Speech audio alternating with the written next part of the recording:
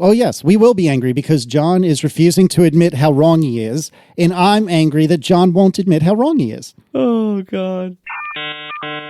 So I think I actually might have solved my Apple Watch Ultra band problem. Okay. So, all right. The Apple Watch Ultra, it has a bunch of bands that are okay, that are made specifically for it. They're all okay in different ways. None of them are great.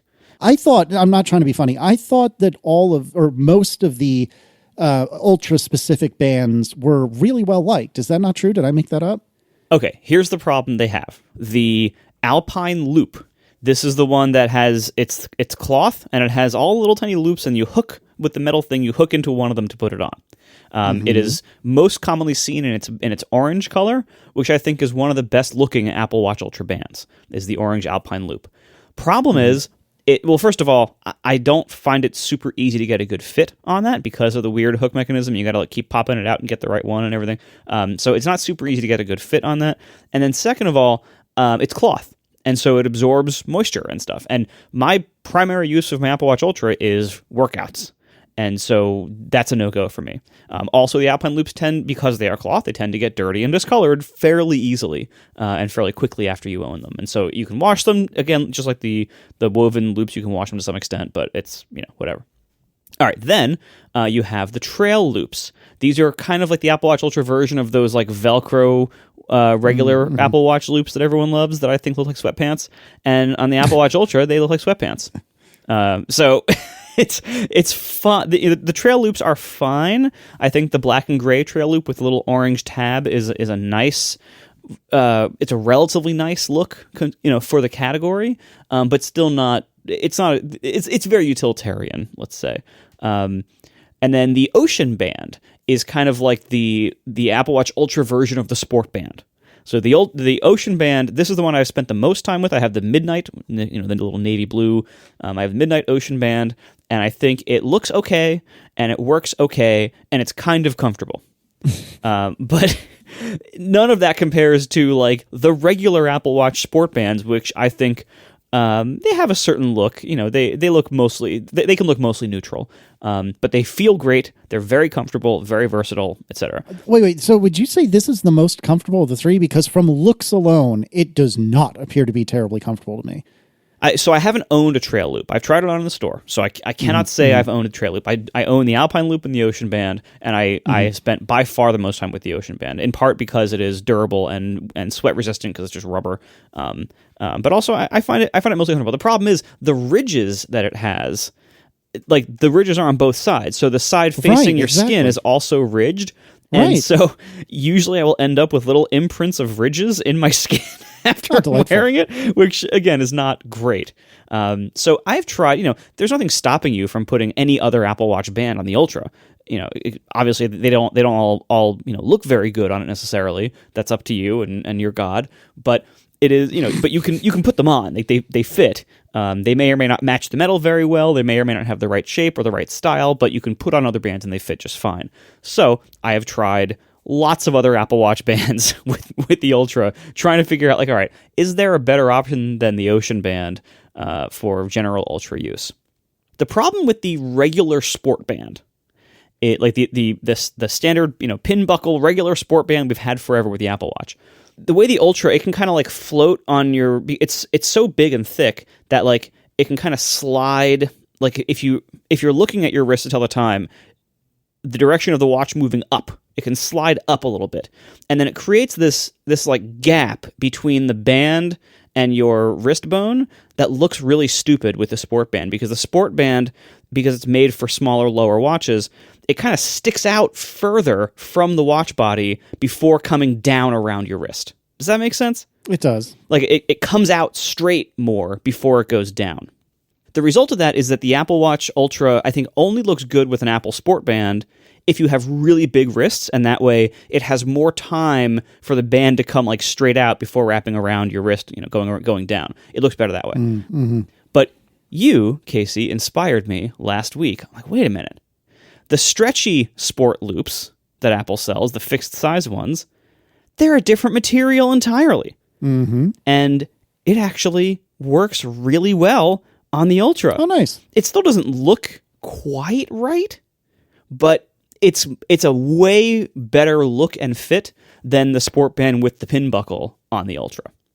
So I am actually very pleased to have discovered this, and I thank you very much that it's called the Solo Loop is what I'm talking about. The Solo Loop actually looks and fits and works surprisingly well on the Ultra. So thank you for that. I am happy with that. Did you have to buy one size down because the Ultra is wider? That's the part So all the ones I have are for the smaller Apple Watch diameter. They're for like the 40 millimeter or 41 millimeter size. And I back when they first came out, I kind of went through figuring out my size and ended up with two sizes, a 7 and a 6. And I wear the 6, I think, most of the time. So I was trying to figure out, going to Gruber's article and looking at different things of like, how do I size the Solo Loop without going to a store for, I know what I wear in the sport band. I know which hole I use in the sport band.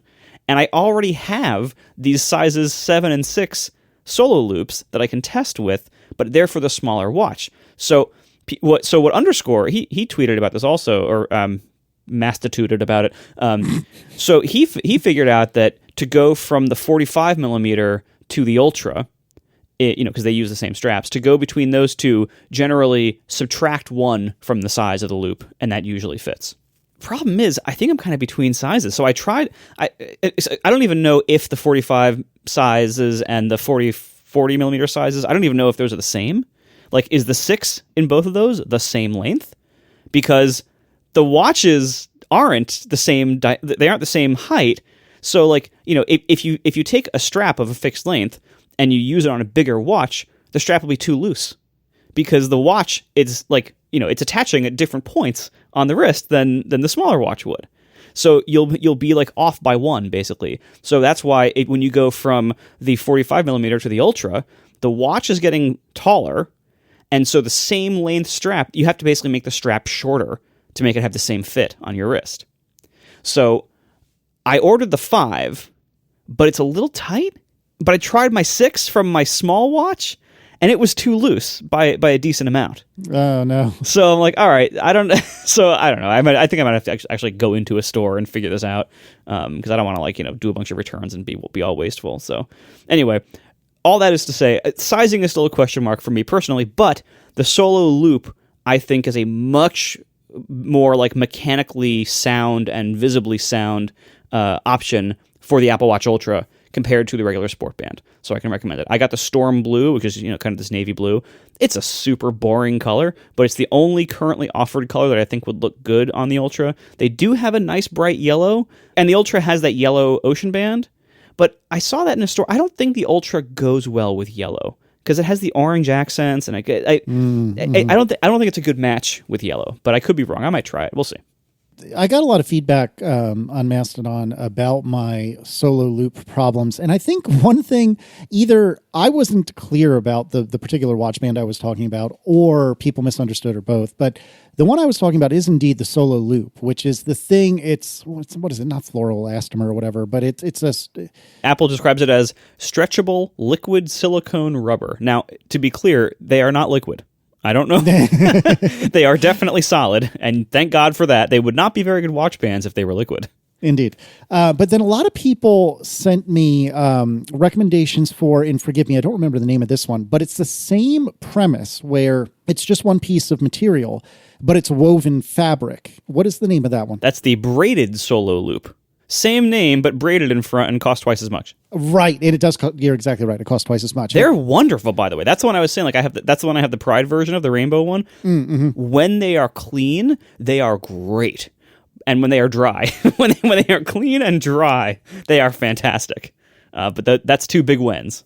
Yeah, so that's the thing, and so I've been casting about on Amazon trying to find a silicone, whatever, I always get it wrong, a quasi-plastic Solo Loop to get on the cheap, even if it isn't quite as good, because I agree with what you were saying last week, Marco, that oftentimes the materials on these knockoffs is not nearly as good as the Apple stuff. But if I'm spending $10 every 6 months instead of $50 every 6 months, then it's not such a big deal. And I haven't tried any yet. But meanwhile, my friend Spencer, for a belated birthday gift, the same Spencer that you guys know, sent me a couple of knockoff braided solo loop bands. And so far, I don't know which ones these were, otherwise I'd link them. But so far, these are really, really nice. And they don't seem to suck in water or, moisture as much as I would have expected. However, the problem with maybe not this one in particular, but the braided solo loop in general, is that a lot of people said on Mastodon that after 6 months, well, they don't break in two like yours did, but they're so damn stretched that you can't wear it anymore, which is also kind of it's a failure, just a different kind of failure, perhaps less catastrophic, but a failure nonetheless. So it's tough because I love the plastic solo loop. And I like, in principle, the braided solo loop, and we'll see how well this, Amazon knockoff lasts. The material seems good, like it's comfortable. But yeah, I can't, with an honest heart, recommend either unless you're looking to replace them, every 6 months to a year, depending on your particular use case. Not that I want to extend this conversation of watch straps any longer, but one person on Mastodon did made a snarky comment. They said, first Casey says that the Apple ones are like breaking on him after 6 months. And then when third-party watch bands are recommended, Marco comes in and says, third-party watch bands are bad quality. And that's the type of person that if I was snarky, I would have replied to. And I'm honestly not doing this to be snarky, but I'm mostly doing, I don't know. It's kind of being, I admit, it's kind of being jerky. To be clear, I didn't do this. I didn't respond in this way. But I thought about giving my typical response where I throw it back to them and I say, you square that circle, figure it out. So you've laid down two seemingly contradictory things. Apple ones are breaking and we agree they're breaking too soon. But then third-party ones are bad quality, so we don't want them. How could those things, how can you reconcile that? You seem to think it's a contradiction or it's hypocritical or whatever, but is there a way that it wouldn't be a contradiction? Like, solve that problem. And it's very difficult to express that in a tweet or a tweet or whatever without being obnoxious, so I didn't. But now we're on the podcast, so I can have more room to explain it. And I'm not the one who said all these things, but I was a listener for them. And the reason I didn't make a comment, because it made perfect sense to me. And here's how it made sense to me. Apple ones shouldn't break after 6 months. That's no good. They're expensive. They should be sturdier. But also, third-party ones being, bad quality, don't buy them. For the 6 months that you're wearing it, the third-party ones could be uglier or less comfortable. Even if they don't break, even if they never break, if they were like Infinite Gobstopper, the watch band that never breaks, if during that entire time it is not as nice looking or as nice feeling as the watch band, that I felt like is what Marco was expressing. The third-party ones, they're not as good quality. Maybe there's visible seams where the mold lines are. Maybe it's stiffer. Maybe they're not as soft on your skin. There's more to the thing, the watch thing about other than whether it breaks or not. Right? It's kind of like my cheese grater thing. It's my favorite cheese grater, but it's got a fatal flaw that they break after 6 months. But it's still the one I want to use because when it's working, it's better than all the other ones that I've tried. That's the way I squared that circle in my mind. And Marco can say if that's what he was getting at when he said third-party ones are not as nice. Yeah, basically. I mean, it's like, you can save some money, by going third party, and there are. Look, I'm not going to say there aren't any nice third-party Apple Watch bands, because there probably are. I just have never found one. And so the ones I have tried have all been really disappointing. And so, look, if you can save some money and do that, then great. But if you're going to get something that you just kind of think is okay and isn't that nice, and you're wearing it every single day, I don't know. I would rather, I don't think $50 for an Apple Watch band maybe once a year as a replacement, I don't think that's unreasonable for something that you wear every day. I think they should last longer than a year. To be clear, I'm not saying the Apple one is better. I'm saying these are two bad choices. I'm saying they're not contradictory. That's all. Right. And some of them do, by the way. Yeah, exactly. We're just talking about one specific one. This is inherent to stretchy rubber or cloth, both of which wear out substantially faster than, say, non-stretchy rubber or metal. If you want something to last forever, the sport band or the metal bands, those last forever, basically. But the woven cloth ones, while very nice, you're gonna compromise there in comfort in longevity. So it's a trade-off. Yep. Anyway, the snarky thing that I mean, I don't think it to be snarky, but it's, I don't know what the word for it is. Probably some debate type thing for it, but it's like, come up with the other side. Like, you don't need me to answer this question. You think you're throwing a gotcha out at me, but I bet if you thought about it for a couple seconds, you could figure out from the other person's perspective, how could both of these things be true? And in this case, it's like, it's what I explained before. Anyway, I haven't figured out how to communicate that online without looking like a jerk, so mostly I don't. Except this whole moment of the podcast that's being broadcast to far more people. I know. Well, I feel like in the podcast I have time to explain it, and hopefully people understand and whatever. It's fine. And I have Marco here to be able to clarify whether I was misinterpreting what he was saying. You know what I mean? Whatever. We are brought to you this week by Kolide, and they have some big news. If you're an Okta user, they can get your entire fleet to 100% compliance. How? Well, if a device isn't compliant, the user can't log into your cloud apps until they fix the problem. It's that simple. Kolide patches one of the major holes in zero trust architecture, device compliance. Without Kolide, IT can struggle to solve basic problems like keeping everyone's OSs and browsers up to date. Unsecure devices are logging into your company's apps because there's nothing there to stop them. Kolide is the only device trust solution that enforces compliance as part of authentication, and it's built to work seamlessly with Okta. The moment Kollide's agent detects a problem, it alerts the user and gives them instructions to fix it.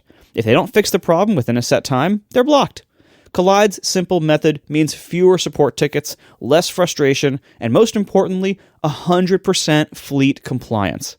Visit Kolide.com/ATP to learn more or book a demo. Kolide is spelled Kolide. So that's Kolide, KOLIDE.com/ATP to learn more or book a demo today. Thank you so much to Kolide for sponsoring our show.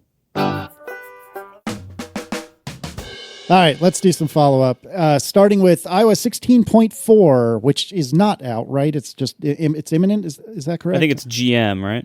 Yeah, okay. So iOS 16.4 should be out any minute now. Expands duplicate image detection to iCloud shared photo library. John, you were pretty displeased by this, if I'm not mistaken, when this first came out. Is that right, or am I making that up? Yeah, I mean, it was still more annoyed by the lack of shared albums, but this seemed like a gap because they added duplicate photo detection with iOS 16 or whenever they released all this stuff, and it'll, if you scroll down at the bottom, I don't know if they added it then, but there's a section where it says duplicates if you scroll down on the iOS Photos app, and it'll find them and merge them and stuff like that.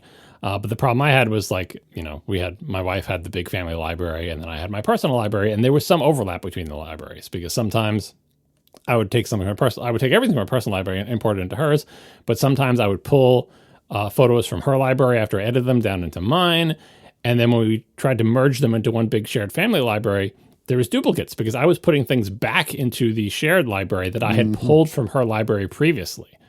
But there was no duplicate detection in the shared library. I mean, you could do it manually by scrolling through the photos and trying to find the ones that are the same or whatever, but the whole point is I want the computer to do it for me. So now in iOS 16 and also in whatever, I guess macOS 13.3 or whatever the next version of macOS will also have this ability, now you actually can find duplicates in the shared library. And this is going to help me a lot because I have not shoved all of my personal photos into the shared library just because I didn't want to deal with the duplicate issue. So I'll test this feature out with one or two photos to see how it handles it. According to Kurt on Mastodon, when you do the merge, it attributes the photo to both people.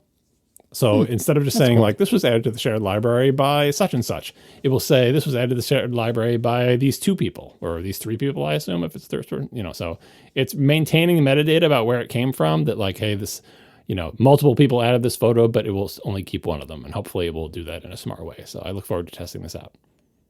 John, you chose poorly. That's a reference. Artings.com has done some OLED burn-in testing for a long period of time. I forget exactly how long. This just came out in the last week or two, but was just brought to our attention in the last 24 hours. Sounds like the Sony OLED's not a good choice if you're worried about image retention. Whoopsie-doopsie. If you're worried about image retention, OLEDs are probably not the thing for you. I don't think these results are surprising in any way whatsoever. So if the Artings has been doing OLED burn-in tests for years and years. Now, obviously, they can't test the TV that just came out last year for more than the length of time they had it, but they've been testing it for many, many years, and the results have not been surprising. OLEDs have image retention. They way, way, way, way, way more than LCDs. It is maybe not as much as plasmas, but it is a big problem with OLED televisions. I knew this going in. There is no OLED television you can buy that will not suffer from image retention. So the most recent thing is they did tests of the new TVs that came out last year. And obviously they only had them for a few months, right? But they do very accelerated testing. This is not representative of normal use. They put it on CNN with a big ticker on the bottom. They leave it on for 24 hours a day, 7 days a week, right? It's accelerated wear testing to see how it is. And lo and behold, if you do that, these televisions get image retention. But the surprising topic was testing the quantum dot OLEDs versus the old style W OLEDs. And the quantum dot OLEDs exhibited what I would expect from, OLED burn-in. But the latest generation last year's generation of the WRGB OLEDs, especially in this particular test with white regions on the, like a bar on the bottom of a news thing, resisted burn-in over the same period of time. The explanation they gave, they don't know exactly, but the explanation they gave seems plausible to me, is that when you have the white subpixel in the WRGB OLEDs and you're showing white, you won't wear out the R, the G, and the B subpixels when you're showing white, because the white subpixel will carry that load entirely. And the white subpixel is actually pretty big. I don't know if it's the biggest subpixel, but it's pretty big. Maybe it's about the same size as the green one or whatever the next biggest one is, right?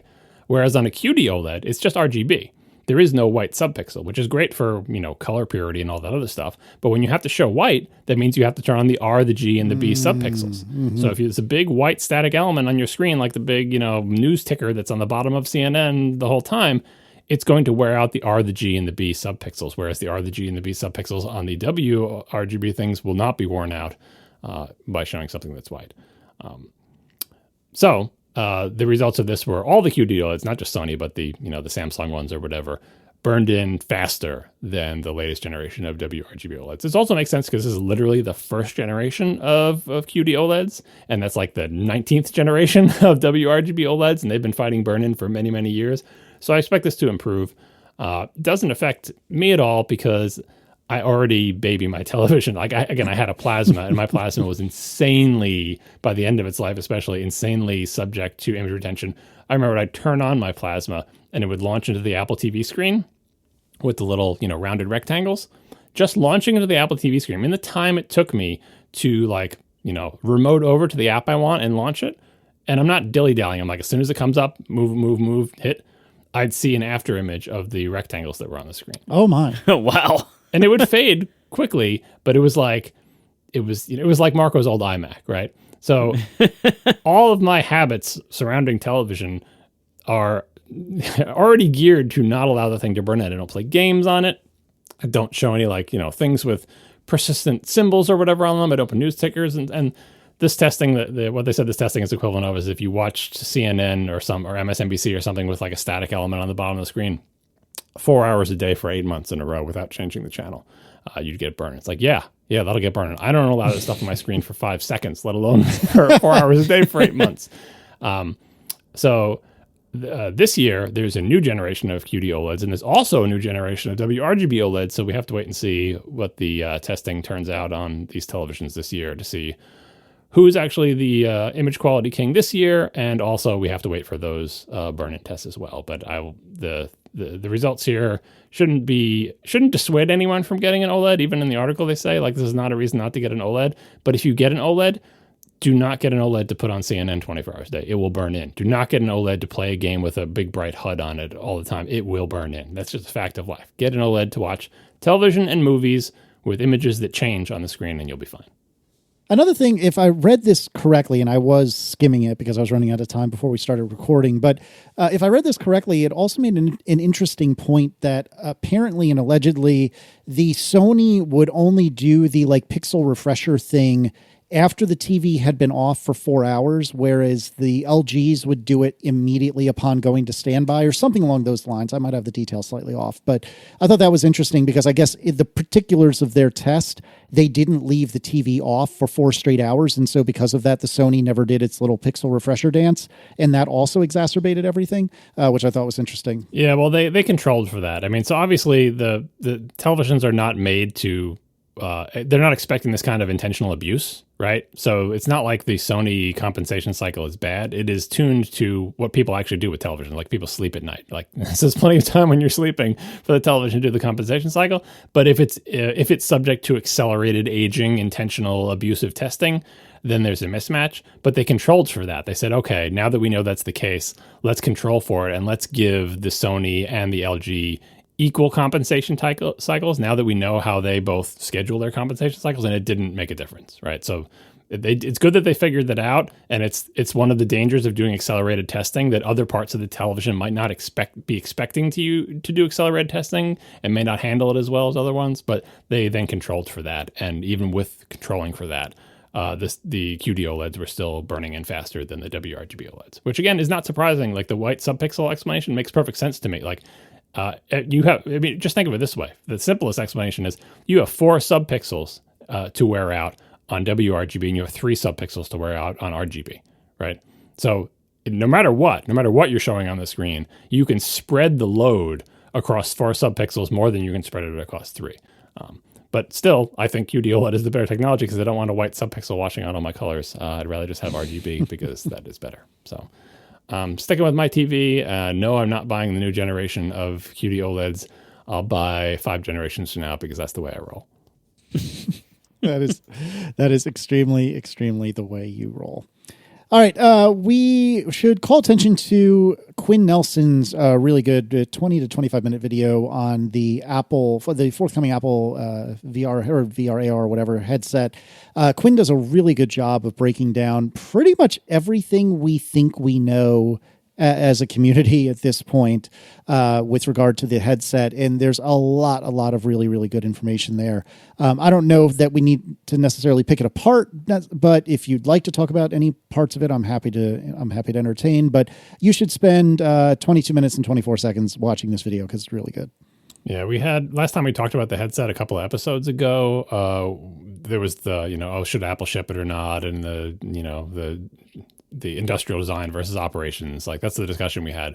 But right underneath that in the show notes was a longer topic related to that we didn't have time for, which was just a collection of all of the rumors about the features that this thing is supposed to have, the hardware features. Like, what is it? What does it look like? What features does it have? What things does it have on it? How does it work, right? And this video covers almost all of that. So I really encourage you to watch it if you want to get a summary, because we're going to delete this item from the show notes after we cover this follow-up item, just because, hey, it's available in video form. It's a really good video, especially since the main reason I put this in the notes is because I think there's a surprising amount of stuff in this headset. If you think it's just going to be like a screen that you strap to your eyeballs, there's way more in it than that. There's cameras, there's sensors, I think is there a LiDAR on it? I forget. There's you watch the video. We don't know if this is every part of it is real. It's just everything that has been rumored. There's carbon fiber involved. Quinn talks about the screen technology and how much the screens alone might cost if the rumors are true. It's a fascinating video. You should definitely check it out. A few highlights from the bullet points that weren't in the video were related to what we mentioned before. Prescription lenses, a few headsets have that. The Apple one is rumored to have it as well. Supposedly they're magnetically attachable. Small motors to adjust the internal lenses to match the wearer's interpupillary distance, so you don't have to turn a knob like motors would do it for you. All the different SoCs, all the rumors about a little pack that goes in your pocket with a cord that's going to the thing. Again, the carbon fiber rumor, just like tons of things that add cost and complexity, all the various cameras that point inward and outward to figure out where you are, all the eyeball tracking. Quinn's video is great because he compares it to the PSVR 2. The PlayStation 5 has a VR headset just like the PlayStation 4 did. And the PlayStation 5 one is a big step technology-wise from the PlayStation 4 one. But it has a surprising amount in common with the rumors of the Apple one. It's just that the Apple one is rumored to cost thousands of dollars and the Sony one does not. I forget how much PSVR 2 is. I think it's like $500, $600. But it's in a different ballpark entirely. And Quinn's video does a great job of explaining how is that possible? How is it that these headsets seem pretty much almost the same? The Apple one's the rumor of the Apple ones are a little bit better, but why should it be all of a sudden $3,000? And the video explains why. It costs a lot to move up. It's diminishing returns. Like as you add money, you get a little bit better quality. And if you want a lot better quality, you got to add a lot more money.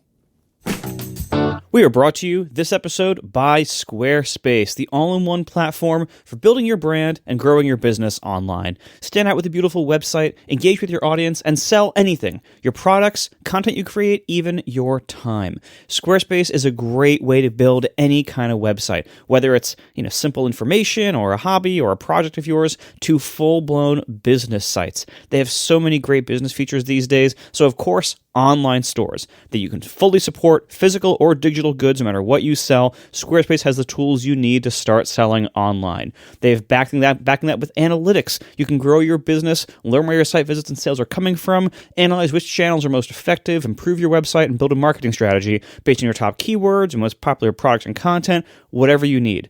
And even if you don't have physical or digital goods that you're selling, you can also sell things like member areas or time slots for gated content, videos, online courses, newsletters. Maybe you're a trainer, you have time slots to sell people. Squarespace makes all of this easy to monetize your content and expertise in whatever way fits your brand with Squarespace member areas. You can unlock a new revenue stream for your business, free up time in your schedule. It is just amazing. All this is also backed by wonderful SEO tools. They have a suite of integrated features and useful guides so that they really help maximize your prominence among search results. See for yourself by building a free trial at squarespace.com/ATP. No credit card required. Start that free trial. Squarespace.com/ATP. See how it fits you. Try it on. See how right it is for you, honestly. And I think you're going to be pretty impressed. When you're ready to sign up, use offer code ATP to save 10% off your first purchase of a website or domain. So once again, squarespace.com/ATP to start your free trial, and use offer code ATP at sign up to save 10% off your first purchase of a website or domain. Thank you so much to Squarespace for sponsoring our show. So there was a post on the New York Times just a few days ago now, how Siri, Alexa, and Google Assistant lost the AI race. And this was a pretty good article. I think the point it makes, you can reach pretty quickly. To read some excerpts that I believe John has pulled for us. Siri, Alexa, and Google Assistant are essentially what are known as command and control systems. These can understand a finite list of questions and requests like, what is the weather in New York City? Or turn on the bedroom lights. If a user asks the virtual assistant to do something that is not in its code, the bot simply says it can't help. Siri also has a cumbersome design that made it time-consuming to add new features, said John Berkey, a former Apple engineer, who was given the job of improving Siri in 2014. Siri's database contains a gigantic list of words, including the names of musical artists and locations like restaurants in nearly 24 languages. That made it, quote, one big snowball, quote, he said. If someone wanted to add a word to Siri's database, he added, it goes in one big pile. So seemingly simple updates like adding some new phrases to the data set would require rebuilding the entire database, which could take up to 6 weeks, Mr. Berkey said. What? They should make a new Mac Pro to make it faster. Right? Adding more complex features like new search tools would take nearly a year. That meant that there was no path for Siri to become a creative assistant like ChatGPT, he said.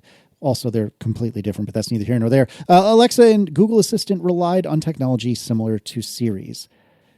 Yeah, I mean, they're just really, really different and work in really, really different ways. I don't think that's surprising, but given how impressive, ChatGPT and equivalents are, it's striking how incredible they seem to be, and how here it is that we already thought Siri wasn't great, and it may be worse than we thought.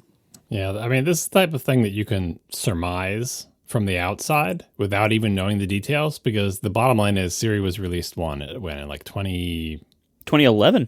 Right. And we've seen the improvement since then, and the improvement has not been impressive. So from the outside, it's easy to think, boy, it must be hard to improve Siri. And so here's one opinion from the inside saying, you know what, it's really hard to improve Siri because of the way Siri is made. It's not because they're lazy. It's not because they didn't want to. It's not because it's an impossible problem that nobody can do. It's however Siri is constructed, whatever technique was used to construct it, whatever way that you would make an assistant like this in 2011 makes it not easy to improve it. That 6 weeks thing blew me away too. Like that, granted, things take a long time in a big company, but rebuild like a giant database of knowledge and rebuilding it takes 6 weeks. Like forget about the bureaucratic overhead. I'm assuming it's the processing time. Like, what is it doing? And does it take 24 hours now because this was in 2014?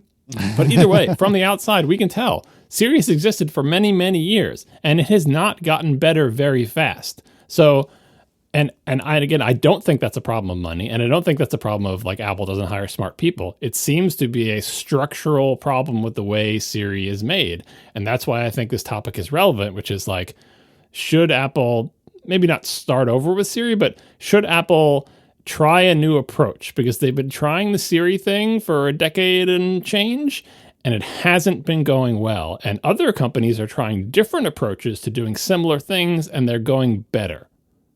Yeah, I mean, that to me, we don't know the details of how Siri is made. Frankly, for this particular decision, I don't think we need to know the details. What matters is the results.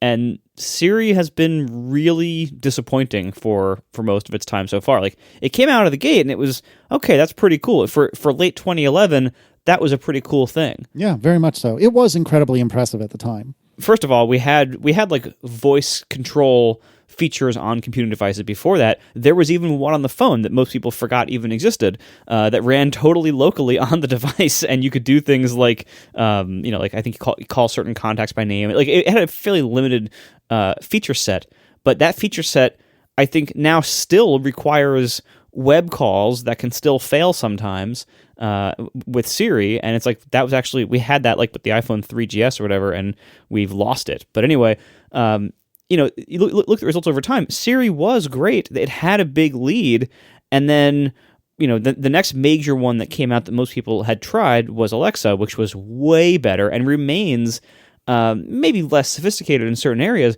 but just way faster and more reliable than Siri. And then, later on, Google Assistant came out, and Cortana, and all these other ones, and Siri remains something that only Apple executives love. I don't even know. I don't even know that they do. It's what the hell? Oh my god! My watch started playing a random song. It that's amazing. All right, you need to stop wearing your watch during the show. It is multiple times that has interrupted because it thinks you're talking to it.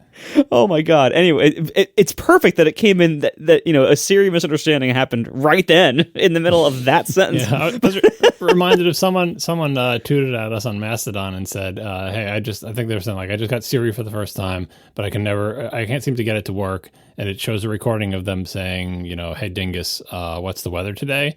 And Siri responds by saying, "I can't find anything for that," or like, I forget what the response is, but it was like a total like unrelated to the question being asked. And I replied to say, "You're getting the true Siri experience."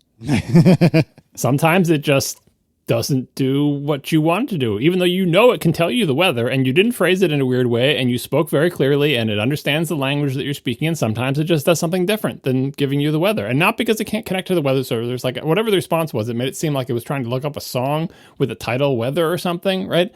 And that is an unacceptable level of error a decade and change into the development of Siri. You could say the same thing to it every day, and sometimes it'll just randomly fail. Like, for instance, earlier tonight, I was cooking, and I lifted up my watch, and I said, "Hey thing, start a 2-minute timer." And I have seen this error before. It said, "Sorry, you need to have the timer app installed." What? On my watch. It's, as far as I know, it's always installed on the watch. I've certainly never uninstalled it, and I tried it again a couple minutes later, and it worked just fine. That exact error has happened to me before. I don't know how it gets to the point where the watch doesn't think I have the timer app installed when I can literally tap the timer complication on my face where it always is and launch the timer app. But okay, it's Siri is just so inexcusably unreliable. I hope this discussion's all moot, and I hope that they started a major Siri revamp and rewrite years ago because they needed to. But if they haven't, I hope this gives them a little bit of the push that we are entering this world of really advanced AI stuff coming out, to the mass market, seemingly out of like all of a sudden as far as consumers are concerned. There's been so many advances in the last couple of years in this area, getting these large models and everything, and all these cool features people are making. And by the way, and there's a lot, I mean, we've covered this in various areas, various ways before. I have a lot of reservations about this new world. I think there's a lot of factors that people are overblowing because we're in that high part of the hype curve. Was it the Gartner hype curve? What is that? I know what you're thinking of, but I don't remember. You're thinking of the Harmon curve. Yeah, that's it. Anyway, so we're seeing a lot of hype for the AI stuff right now, and some of it's deserved, some of it's not. There are factors I think we need to consider. Like, for instance, one of the things that I don't think, and this is kind of a diversion, one of the things that I don't think people have really talked about is like, all right, we just came down from the crypto craze. And one of the big arguments against using crypto for a lot of stuff was that it was just absurdly inefficient with computing power and therefore energy and pollution and things like that. So is all of this AI stuff. No, it's not even close to the same degree, but for two reasons. One, like when you do a query, you know how much computing it's using because it gives you the response in like less than a second. So even if you were like burning up an entire data center, you're burning up for less than a second. Whereas Bitcoin will mine 24 hours a day, 7 days a week to try to get a block in an entire data center. So like the unit of work of like you did a thing and this is how much it took. Yeah, granted, it takes computing power and it takes more computing power than like just returning some HTML or something. But it's a fraction of what the Bitcoin stuff is doing because the Bitcoin is intentionally, and the proof of work stuff is intentionally slow. That's a feature of it, and it's never going to get faster. Whereas this will get faster as technology advances, and it's already pretty fast. And the second thing, and the biggest difference is, this is doing useful work. Like we burn data in data centers all the time, so it can show us the New York Times page, so we can pull up a web page, so we can translate from one language to another. All of that takes power in somebody's data center somewhere, so we can sync our contacts, so we can look at our calendar, so we can send message to each other on Mastodon. All of that takes power. But the amount of power is smallish, and you know it's smallish because it takes a fraction of a second, and you're only burning those resources for a fraction of a second instead of it running 24 hours and giving you the result later. And B, it does useful work. We expect to expend energy in our data centers, in our power plants or whatever, in exchange for useful work, like heating our homes or, filtering our water or processing our waste or like, moving our cars, like energy for a result. The crypto stuff was energy for a pointless Ponzi scheme, and that's why everyone was super angry about it. So I get what you're saying, that like, yes, it is a bigger deal than that, but I think the argument for the quote-unquote AI stuff and power usage is not so much we're wasting electricity and it's economically or environmentally bad. It's that it's not that it's environmentally bad, it's economically bad, because most of the things that you want to do with these newer AI things, they cost enough money in the data center that it's not economical to give it away for free to the entire world like it is for well, it depends on how you fund it or whatever. Doing Google search costs tons of energy as well, right? But they have an ad business built on top of it, right? But most of these things that have AI things, it's kind of like weather APIs, for example. If you want to make a weather app for iOS before Apple came out with WeatherKit or whatever, but even WeatherKit, like, you eventually have to pay someone for that weather data because somebody has to expend money to get the weather data, and they have to sell that to you. Otherwise, they can't. It's a business, right? This AI stuff, it's fun to play with or whatever. You get a limited number of queries a day, but they can't just make this free for everybody because it uses enough more energy in their data centers and enough more computing and storage resources than regular other stuff that they already have businesses to support that they need to charge you, or otherwise they're going to lose money on it. So I think that's going to change a lot of this. Like Ben Thompson was recently talking about the demo that Microsoft did of showing like the AI stuff built into Office, but people pay for Office. You pay for Office 365. That's how you use Word and Excel and PowerPoint. So they're already getting your money.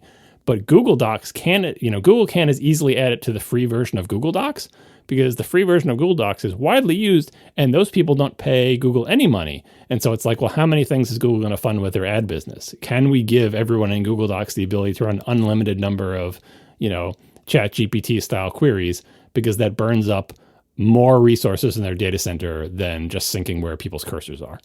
You're right that it is not as horribly inefficient as crypto, but it is still probably many orders of magnitude less efficient than a lot of the tasks that we could do in other ways. So I think it's something that we need to be aware of as we push more things into AI and as we make assumptions about AI and its role in our computing life in the future, and as we actually learn to use these tools.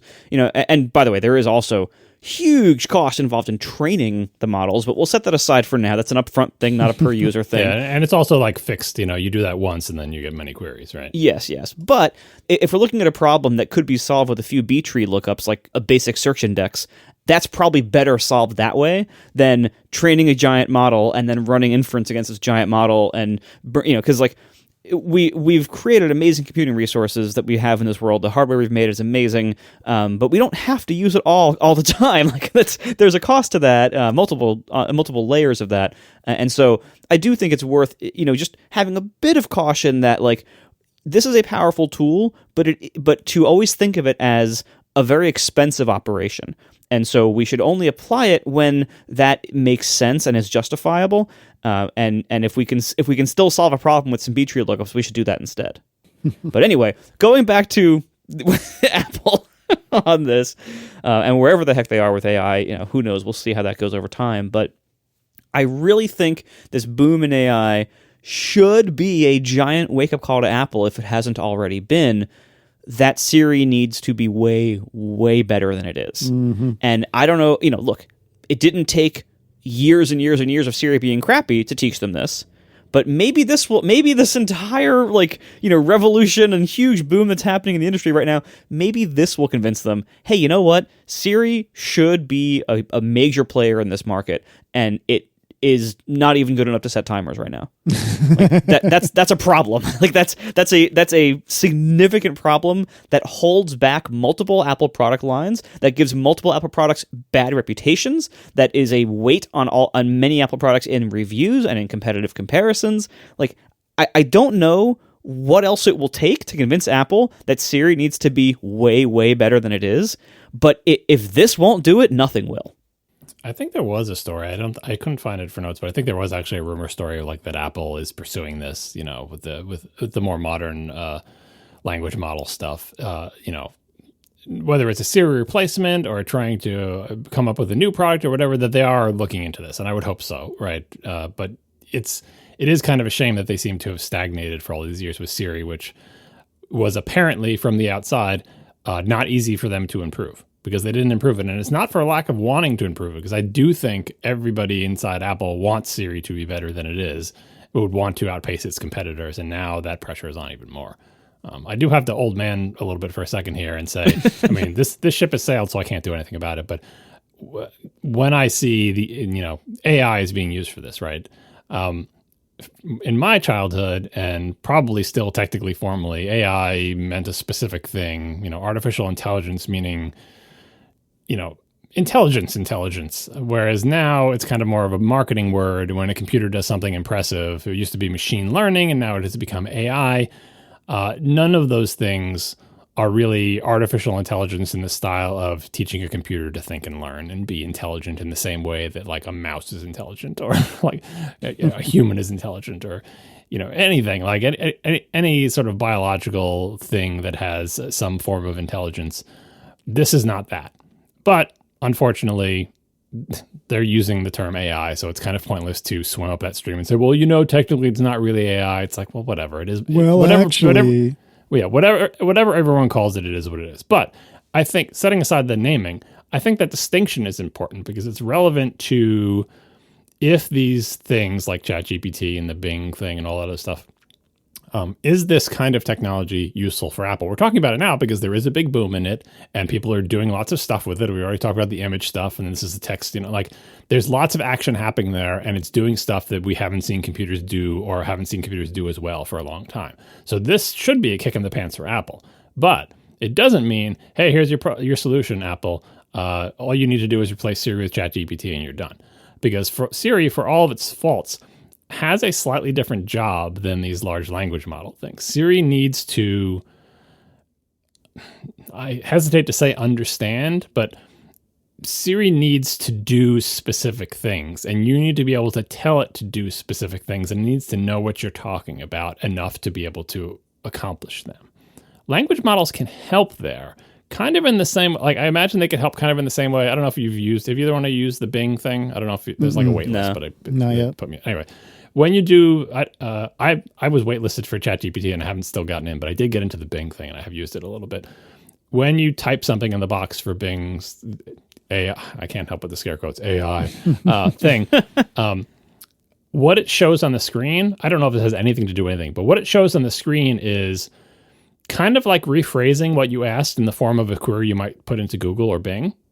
sometimes it shows it multiple times, right? It will basically take the big, long, wordy paragraph that you wrote and reformulate it as a thing you might type in a Google search box and then do another refinement or whatever. That type of, job of like, listen to what a person says and, speech to text, set that aside, because actually I think Siri does that pretty well. Usually if you watch the words that it thinks you're saying, it understands what you're saying, right? That is that, right? But I think a language model might be useful to do whatever it is that Bing is doing, that is hearing the big rambling thing that you typed in the box and refining it and regularizing it into a form that then something quote unquote dumber like Siri can understand. Especially if one of the limitations of Siri is that it's so hard to update it to understand new things that it can do because it has to be in a bunch of different languages and you have to phrase it. We all know this. You have to say things to Siri in a certain way. And there's lots of ways that you can say it. It's pretty flexible, but it seems to me that they have to sort of enter all of those ways so that Siri can understand you, right? Whereas the language models have no understanding of anything, but they have enough data to be able to say, when I see a bunch of people say this, they more or less mean this. So if there could be like a language model that could translate from what it hears you say into a specific command for Siri to execute on your behalf, that would, for example, allow you more flexibility in saying a big rambling sentence about a bunch of timers and having the language model translated into a series of more rote, text adventure type instructions for Siri.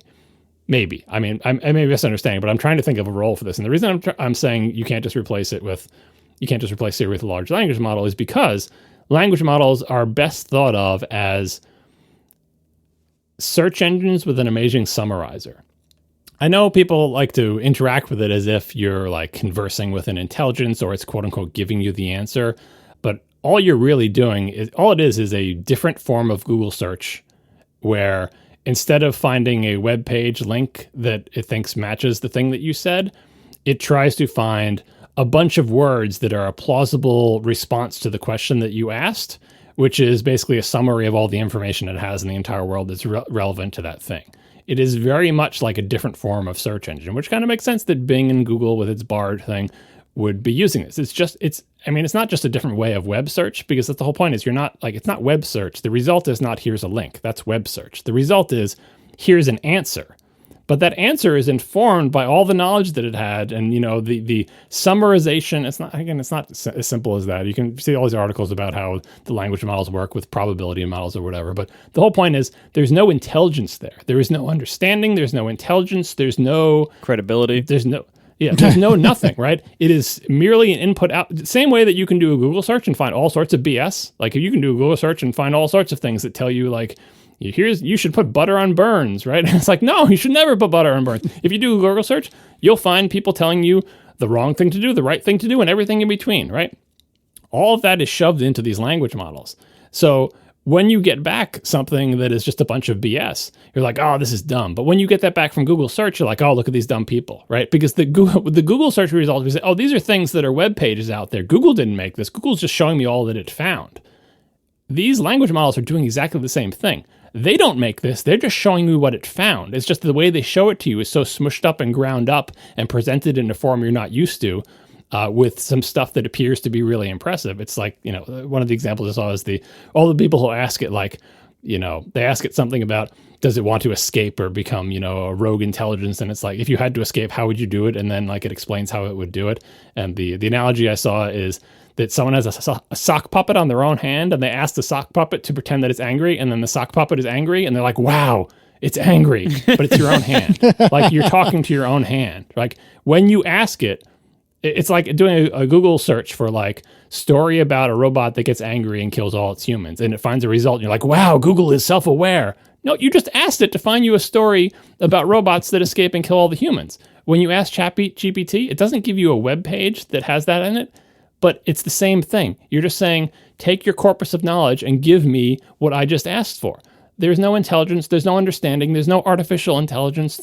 Forget about consciousness. There is no nothing. It is just a search engine. It's a cool, impressive search engine that may be very useful, but in the same way that Google search will return all sorts of BS, so will the language models. So if you asked it, set a timer for 2 minutes, and it set a timer for 2 hours because it thinks that is statistically more likely to be the thing that you asked for or something, or or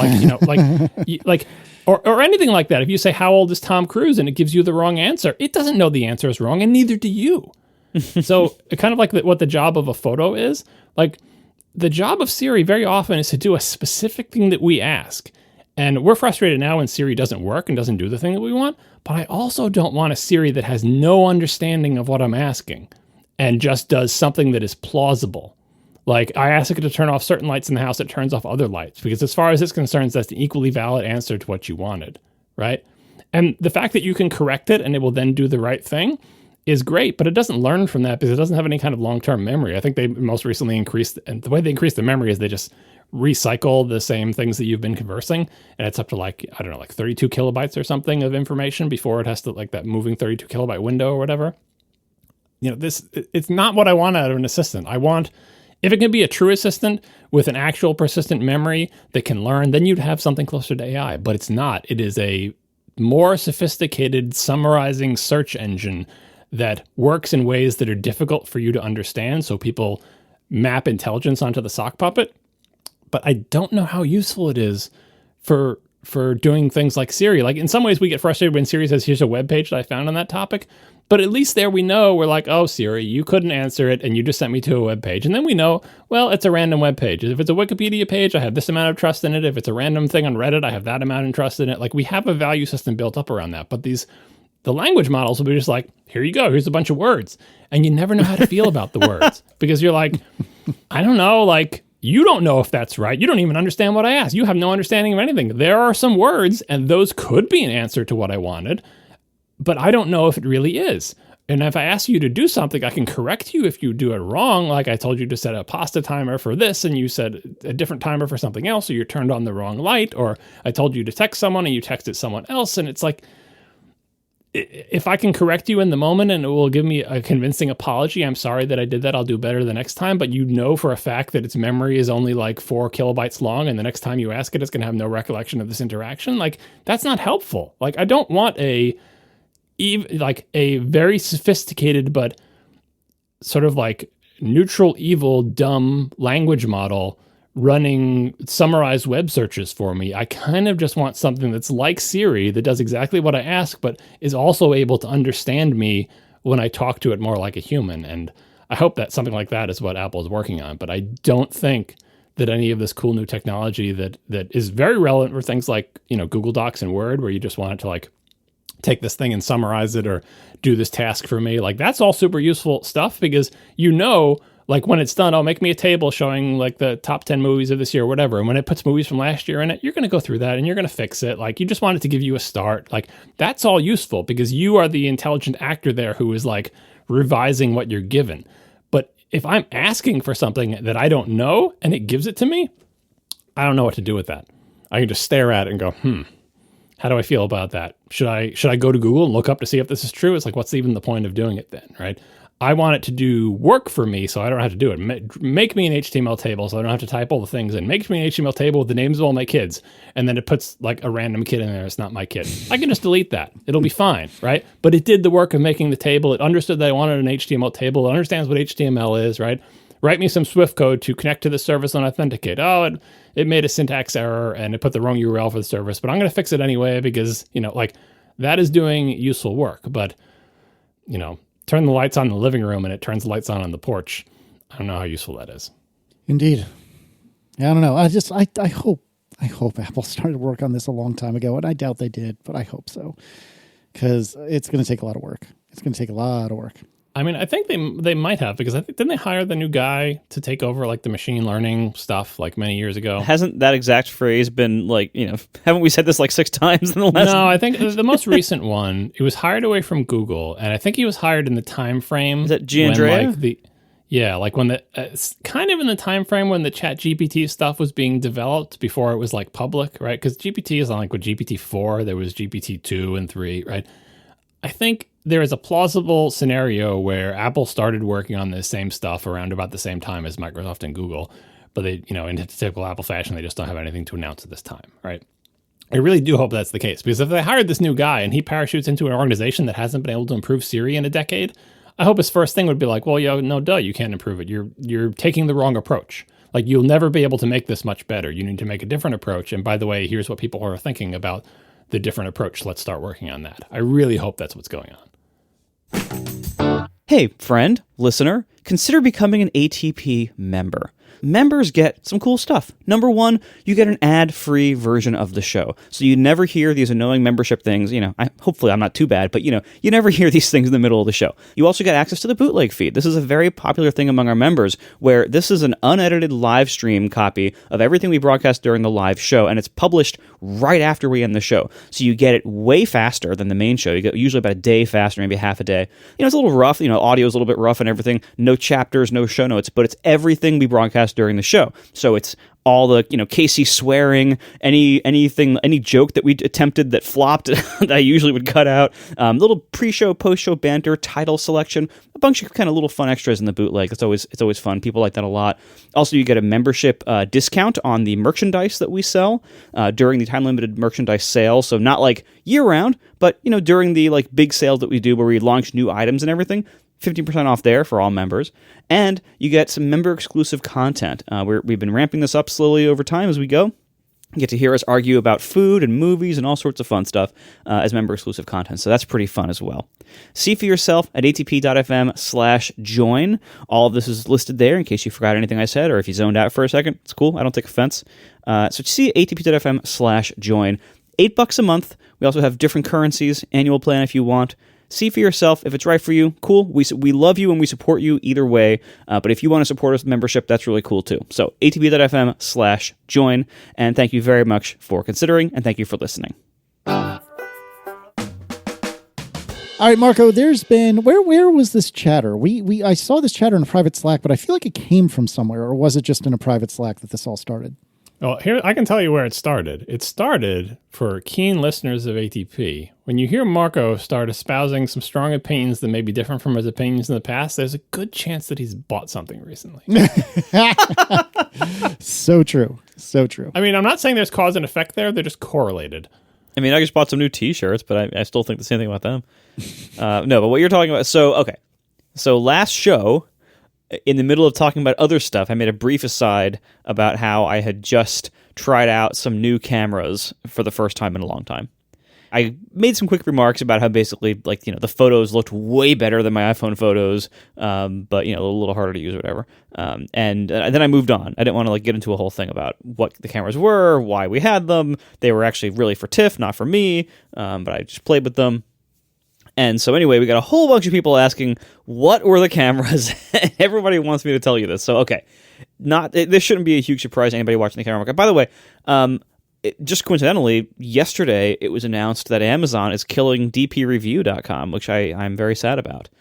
Because when I was looking at possibly getting a camera for Tiff to solve some requests she had made, that's the very first place I went. Amazon bought DP Review a million years ago. They've owned them for quite some time, and Amazon, like much of the tech business, is going through massive layoffs and cuts and things like that. And so they're killing DP Review, and frankly, that's very sad to me because that site's been there a very, very long time. It has always had really good info, and I think it kind of shows how much the camera market has contracted. And how much the retail market and retail environment have changed, that a really great site dedicated to reviewing cameras is not worth its owners keeping alive anymore. And yes, it's a part of a much bigger picture thing going on Amazon right now and the tech business as a whole, with cutting things and layoffs and everything. But I think this is kind of a mark in history. We're losing a pretty substantial site. And while I think it was not at its peak, I think it had a lot of value over time, and it's really sad that it's going to be shuttered, and that it might not even possibly be left up. I hope Amazon at least finds it in their hearts and wallets to leave the site up, leave the content there, don't pull it all down, because people are archiving it now, but they're not. That's good. I think basically yes, Amazon is getting rid of this, but this site deserves to be owned by somebody that cares about cameras. Amazon doesn't, and at this point, a company the size of Amazon can't justify keeping around the best photography website, right? But that doesn't mean the best photography website is not a viable business. It's just not Amazon. It's just not worth it to Amazon. It's too small potatoes for Amazon, right? But it's like the worst. That's why you don't want big companies to own things. Okay, so it's small potatoes for Amazon, but it's still the best photography website on the internet. Somebody who cares about cameras should own it because you can still make money from it, right? It's just a smaller number of people, but those people are still very interested. It's like, a model train website or whatever. Most people don't like model trains, but there's enough to sustain one really good website on the internet for it. Anyway, the people who did the YouTube channel that I watched all the time, they are moving to Petapixel. So if you want to still follow them, they'll still be on YouTube, just somewhere else. And I think that YouTube channel was pretty popular. And I think somebody somewhere who cares about cameras or has some correlated business like, B&H Photo Video or whatever, somebody should, Amazon's not selling, I guess. Maybe they tried to sell.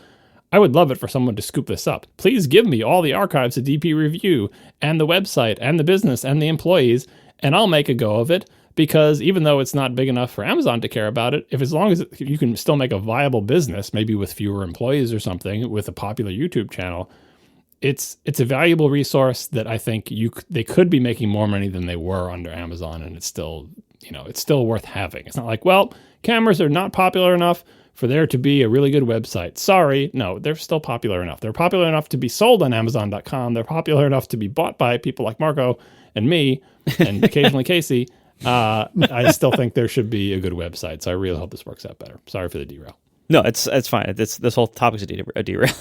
Anyway, the departure of DP Review soon is sad, and I think that's. But at the same time, I hadn't visited the site in many, many years because I hadn't been in the market to buy a camera in many, many years. And maybe that's part of the problem, that maybe a lot of people haven't been in the market to buy cameras in many, many years. And so I haven't been in the market to buy one, but I watch all their YouTube videos. So there's always looky-loos. Yeah, it's true. But anyway, the reason we were looking at a camera, this is all John Gruber's fault, because he had gotten recently the Ricoh GR3X. And Gruber's been shooting Ricoh GR cameras forever. Is that how you pronounce it? Is it Ricoh?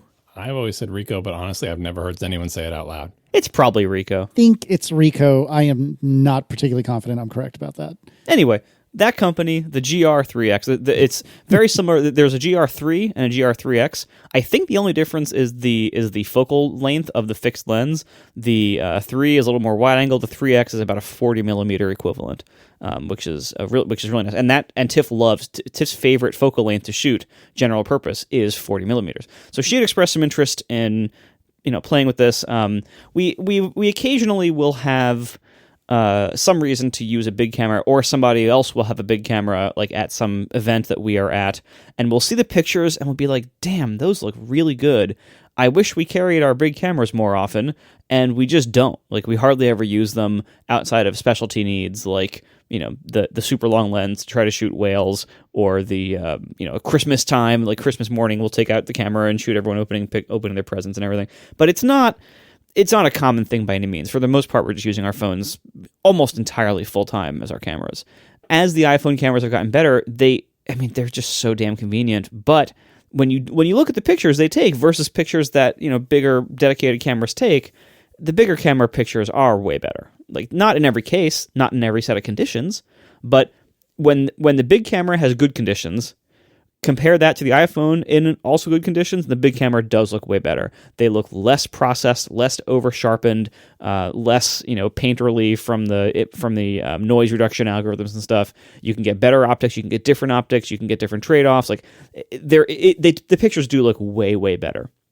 And I think there's a role in our life to have both, hopefully, because while the iPhone captures lots and lots and lots of day-to-day stuff, I also don't want there to not be any good quality pictures of our family for 2 years at a time. So I do think there's a better balance to be struck than all phone all the time, because they really are really good when you get good cameras. Anyway, so the Ricoh GR3X, I got that, and I wanted Tiff to try, because she expressed some interest in some other ones, and I did some research, and the other one I got to try was the Fuji X100V. I don't know if it's 10-105. I don't know. I'm going to call it the X100V. And because this camera, I had been eyeing Fuji for a long time because I had heard that, and I had seen online samples from sites like dpreview.com. I had seen that Fuji seemed to have the most pleasing out-of-camera JPEGs compared to the other brands. It seems like the other brands mostly focused on sheer technical quality, and they kind of assume that if you care about photos, you'd be shooting in RAW and you would do your own editing. And so the out-of-camera JPEGs always seemed a little bit half-butted for my taste. And for the most part, when I was more serious about photography back forever ago, I didn't use the out-of-camera JPEGs for those reasons. I shot RAW and I processed them afterwards, maybe, and edited them afterwards, maybe, and all that stuff. Anyway, for this role, I was like, you know what? We're never going to do that. We don't do that anymore. We never edit stuff like it that way anymore. We certainly don't want to process RAW files. I want to just be able to shoot on the camera and get it into my phone's photo library as quickly as possible in whatever way we can. So out-of-camera JPEG quality is important. Also, size is important, and that rules out many of the big full-frame Sonys and stuff that we've had before, or full-frame Canons. All this that kind of got ruled out. So I was looking at Fuji because they seemed very well liked in those kind of general categories. Small-ish, but not super tiny. But they're small-ish. Really great out-of-camera JPEGs, and I also appreciated their seeming plethora of manual controls on the camera. The X100V has physical knobs for all the main photographic controls that you might want to adjust while shooting. So the GR3X, Ricoh GR3X, and the Fuji X100V were the main two that we got that I wanted Tiff to try them both and see which one she liked, and I figure whichever one she didn't like, I would just use myself for random stuff, or I'd use it as a webcam or something like that. The Ricoh GR3X is amazing at just basics of shooting, and first of all, it's super tiny. It is the only one of these that is remotely pocketable. It is not. You wouldn't want to put it in a pocket of tight jeans or anything, but any jacket or any bag would easily fit this camera in the pocket. So GR3X is the only one of these. It is a whole different size class. It is that much smaller than the Fuji's. It is the smallest camera I've ever seen that was able to produce this kind of quality. And it is remarkably sharp photos. Part of that is just because it has great optics, and very importantly, it is sensor shift stabilized. And in that size class, that's very rare. And it's an APS-C sensor, so it's a decently big sensor, very small camera, image stabilized, fixed prime, great image quality. Downside of that is that it has crappy battery life because it's so small, and I found the colors to be a little bit boring, and the out-of-camera JPEGs are, again, kind of dull and boring, and it seems like the kind of camera that's better suited for if you're editing. Also, because it is so small, the controls are a little harder to use because, of course, there's not room on it for a bunch of dials and things like that. So a few more things are in menus, or they're relegated to little tiny things. So controls a little bit not as good, but you can't beat the size, and you could just aim it and shoot, and you get something sharp. Because the combination of the stabilization, the good lens, good autofocus, it just nailed it. The Fuji X100V loved the pictures it got when they are sharp.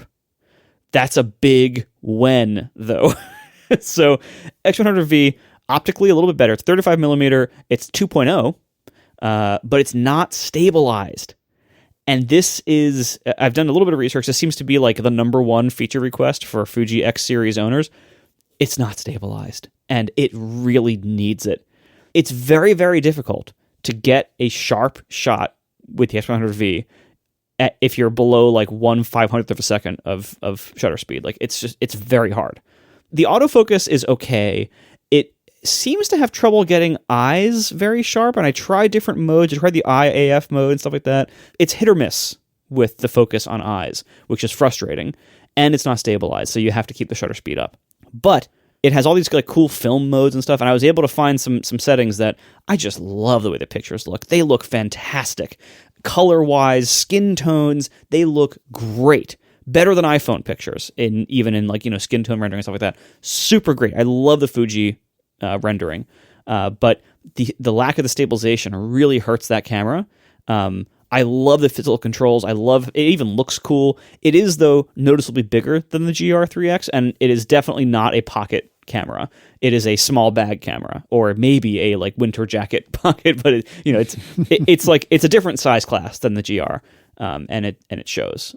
But my favorite pictures that I shot during this experiment were from the Fuji.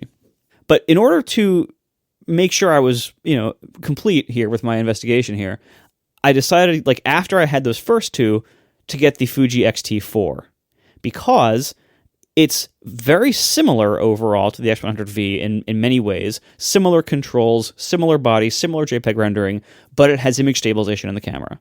And this is an interchangeable lens. So I got the 28 or 27 millimeter f2.8 Pancake Prime, because it's small and it's close enough equivalent. It's like about a 40 millimeter equivalent or so. So similar to the other ones, and a little higher resolution sensor. I believe that one's 40 megapixels. It's like their newest sensor.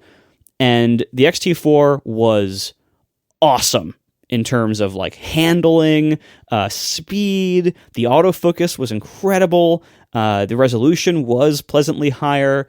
I didn't test any of these in very low light, just because that's not really what I expect a big camera to be good at anymore. Even though I know, sensor wise, optically, it should be better than the iPhone. In practice, it's not, because of the what the magic the iPhone is doing. Anyway, so these are all, I'm testing all these in like moderate to high light situations. So the X-T4, loved it, but it is significantly bigger than the X100V also. And, some of the controls are a little bit more complicated, but otherwise it's fine. It's a great overall camera. You think this is an APS-C sensor with 40 megapixels? That sounds wrong. Do I have that right? Is it the X-T4? Maybe you have a different camera. X-T5 has 40. Oh, I'm the wrong camera. It was the X-T5. Sorry. Oh, so you didn't have the X-T4, you had the X-T5. Yeah, X-T5 is the one I had. Sorry. That's right. the current model. Yeah, I had the current model. Yeah, X-T5, which is stabilized and 40 megapixels. Yes. Anyway, I had those three. The reason I returned the X-T5 was that Tiff took one look at it and she's like, I don't want to use that. Because she was already sold with the two smaller ones, and she didn't care about the stabilization. I really cared. But as I was using it, I'm like, I like this a lot. I like the cameras. I like the pictures it produces. But I can't see myself ever carrying this thing around. Yeah, now you're getting into just the size of just regular camera size. Like, this is not a small camera. If I'm looking at this picture, like it's just not a full size camera because it's not full frame, but it's a big camera with tons of dials on it and a thing where you put your eye to and a little handle where the battery goes. Like, yeah, it's very close in size to the world of full frame mirrorless cameras like the Sony A series. Like it's in the ballpark of that size. It is a little bit smaller, but not a lot smaller.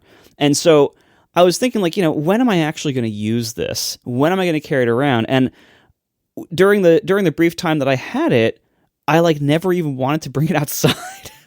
So I was like, I think this is maybe a sign that I should not really own a camera like this right now.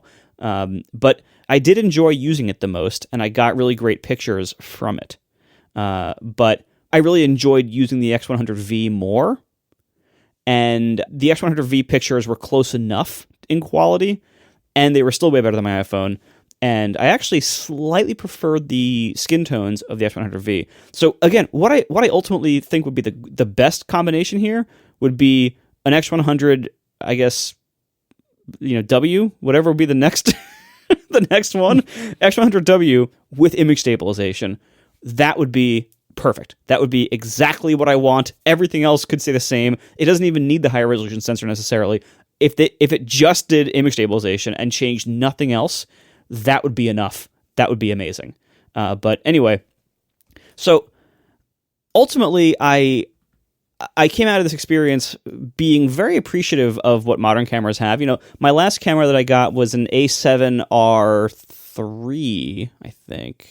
And that was a long time ago now. And that one is mostly used for TIFF's long lens and some experimental stuff like that.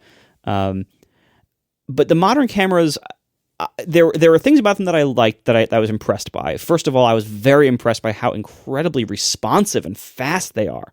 The old full frame Sonys were very sluggish. The 2 was worse. The 3 was better, but still, compared to the new ones, the new ones are so much faster to operate than the old ones were. These also aren't full frame. They're dealing with fewer pixels. So that's a, it's a bit of an unfair comparison. But overall, great. I was also, this is my first APS-C camera since the Canon Rebel series that I used forever ago. Like, since I got the 5D Mark II in 2008. This is the first non-full frame, but, still, quote, big camera I've used. And for my purposes, these were all great. I don't think I really need full frame anymore for my big camera roll, whatever that might be, because these were all fantastic with APS-C size sensors. They really have come a long way since the olden days, and I really appreciate the optics. Like, one of the reasons why, you can look at the price and you can see a second reason, but one of the reasons we didn't look at the Leica Q2, because it's the same kind of category in terms of capability of like a compact, fixed prime, point and shoot-ish kind of camera with really high quality. And the Q2 looks amazing, but because it's full frame, the lens has to protrude from the body quite a lot. And not just when it's on, all the time. And that dramatically changes the shape of the camera and therefore how you need to carry it, like what kind of bags it can fit in. It makes it significantly bigger. And having previously owned the very first Sony RX1, which is kind of Sony's copy of that style of camera, I'm familiar with that size class, and it is quite large for my needs of carrying and stuff. So that I kind of ruled that out just for that, and Tiff wasn't interested in that at all. Not to mention that it is like $6,000, but set that aside for now. Because if it was really great, we might be willing to pay that if it was worth it. But it just wasn't what we were looking for. So anyway, I learned that these cameras have gotten really good. I learned that APS-C has gotten really good. I learned that I love Fuji's JPEG rendering. It is awesome. I'm very happy with it, and we continue to use the X100V kind of in like kind of toy mode. Occasionally shooting pictures of like the kid and the dog and whatever. It's these super cute pictures. One thing I was disappointed by is the story of transferring photos from the camera to your phone is still as terrible as it ever was. It'll be like micro USB. No, these are USB-C at least, which is good. Wow, that's good. I was looking at one of the other Fuji ones, and I was surprised to see a micro USB shaped hole in the side. USB-C, that's modern technology. Yeah, and they both charge via USB-C power delivery chargers, which I'm glad to report. If you have a laptop with an SD card slot, can't you just take the card out and shove it in? Yes, and so what? So basically, there's the easiest way to do it. I actually don't have a camera connection kit here, but I was thinking maybe the camera connection kit with like direct into like USB into a phone might be better. It might work because the phone gained the ability to import off camera connection kit a few software versions ago. I think like iOS 13 or 12 or something. Like sometime it gained that ability, but I haven't tried it in a long time. So, and I don't have the hardware here to do that. So I couldn't test that, but that might be a way to do it if you're out and about. Like just put the little camera connection kit cable in your bag or pocket and attach the camera to the phone and just do a direct transfer. Or you can do, if you have a computer, what John said, you either plug the camera in via USB and have the camera read its own card over USB, or pop the card out, put it into the computer, and read it that way directly into Photos app. That all works fine. The cameras both offer a Wi-Fi feature, and they have companion apps, and there are third-party apps for at least the Ricoh that I tried also. I don't know if Fuji has third-party. Oh, I think I tried one of those too. And these all work in the ancient way that we've had forever, which is the camera creates its own Wi-Fi network, the app joins it, and then it tries to transfer photos over Wi-Fi. This works exactly as well as you would think based on that description. It is flaky, it's unreliable, it is slow to connect, it is a pain to connect, and then it is very slow to actually do the photo transfer. It does work in the sense that in a pinch, if you have the time and patience, you can get it to work. You can transfer photos, but it is so cumbersome you really won't want to. So that I was hoping that with recent advances in various iOS capabilities and local Bluetooth and Wi-Fi transfer kind of stuff or NFC stuff, I figured maybe that would have been better, but for whatever reason, it's not. And I think it's mostly due to just the iPhone and the capabilities it offers. I don't think Apple is in a big rush to enable easy wireless transfer from an external camera they don't make to their phone, which is sold primarily because it's a really good camera. So I imagine this is not an area of focus for Apple, but the experience really is horrendous for doing that if you want to do that. And ultimately, that's what keeps me from using these cameras more, besides the fact that I'm not carrying them. But I think I would use them a lot more if it was really fast and easy for the picture that I take with it to then pop up on my phone. But it's not.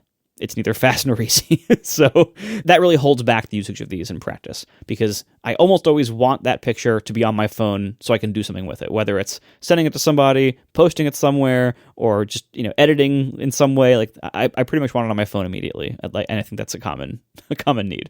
So ultimately, that part still is unfortunate, and it kind of leaves the standalone camera market in the place it is, which is like it's this kind of increasingly specialized, shrinking enthusiast market, and it's great for that. But it used to be a lot broader than just photographers and enthusiasts. It used to be like way more mass market, and phones just killed that, and it's not coming back. But I do wish that enthusiasts who also use phones could have like a bit better experience trying to use these amazing new cameras that we have that just clash horrendously with the phone world. I wonder if camera makers, because I'm willing to blame the camera makers much more than you are, because they're terrible making software. Their custom apps suck. But I wonder if they would be better served, like at least to get closer to what you want, is to treat the cameras kind of like your phone. Because if you're out and about with your phone and taking pictures, generally your phone, especially if you're just out somewhere on cellular, your phone won't bother uploading those to iCloud until you get back closer to Wi-Fi or until you plug it in sometimes. You've all seen that thing at the bottom of the photos thing that says, I've paused my photo syncing until you plug me in again, right? And you can tell it, to Apple's credit, rare instance where you can say, no, do it now. Wow, imagine that. Well, yes, but that's a suggestion more than it is a demand, because you hit that and it's just like, well, I'll get there eventually. Yeah, but anyway, if these cameras work like this, you'd be out and about, you're taking your pictures, and you kind of have the same expectation you have of a phone. It's like, well, these aren't really going to be uploaded to iCloud anytime soon. But when you come back home, you'd like put the camera on a charger, and then it would upload them to iCloud for you using like, I don't know, public Apple APIs or something. Like, in other words, have the camera connect to your Wi-Fi the same as all your other devices. None of this creating its own network, whatever stuff. And B, upload when it's on Wi-Fi to iCloud directly. That seems like something that camera manufacturers could probably work out with Apple if they wanted to do it. But of course, no one wants to do that because, like, Apple, who uses those computers? And, we've got our own app made by our crack team of expert programmers, and they're all horrendous. And, like, yeah, the approach they're taking is bad. And the main problem is, like, how long can camera manufacturers continue to keep these cameras off of the internet, essentially? Like, they all added Wi-Fi and Bluetooth, but the cameras are still not in any meaningful way, quote unquote, on the internet. That's why they're making their own stupid Wi-Fi network. And it's like, just bite the bullet. Your camera needs to be on the internet because that's where we want our photos to be. Or, even if it's just like airdrop the photos from the camera to your phone so you can do stuff with them, like, they could be doing a lot better. So I don't think it's really on Apple. I think Apple has done plenty to make it possible for these cameras to be better, but the camera manufacturers, software is not their strong suit, especially software when it comes to networking and not photography. Yeah, exactly. And again, it's a shame because I think it would take a lot of, help from Apple to really make that work well. And whether it's on the web service side when they're uploading directly to the web service, or whether they're bouncing it off the phone, which is probably the easier, but maybe slower or more limited way. Whatever it is, like the standalone camera world. I mean, look, they don't even all have GPS yet.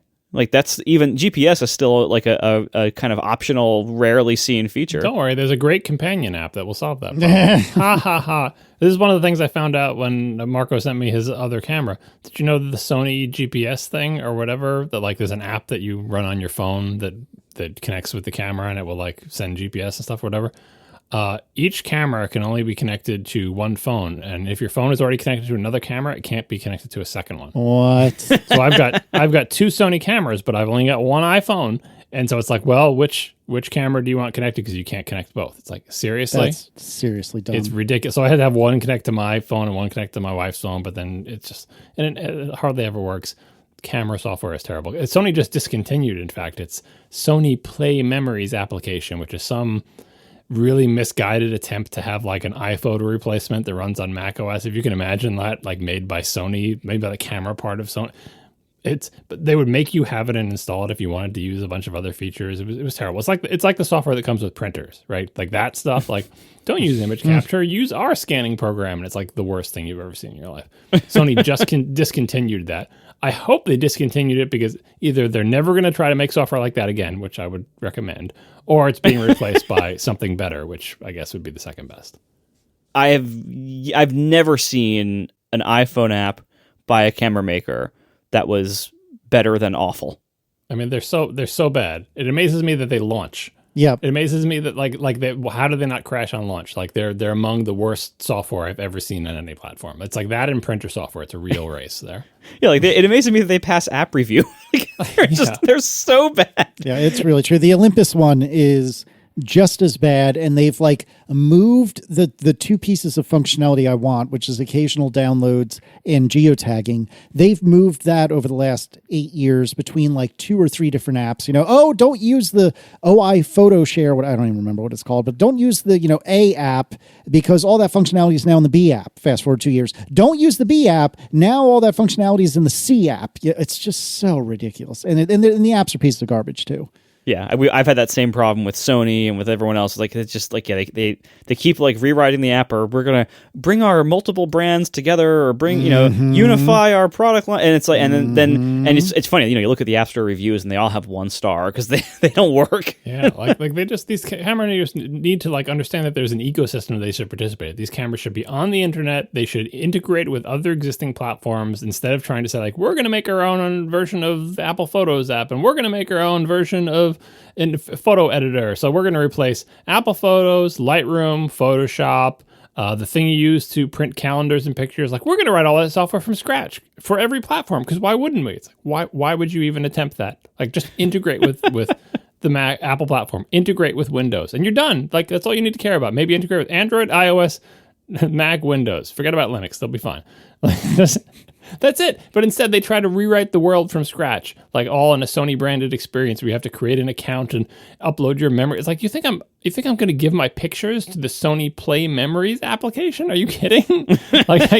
Again, I'm surprised this app even launches without immediately crashing. I'm never giving in any of my data, but it's like, well, you have to sign in and make an account and install it so we can geotag your photos, which is the one piece of functionality that you want. Mm-hmm.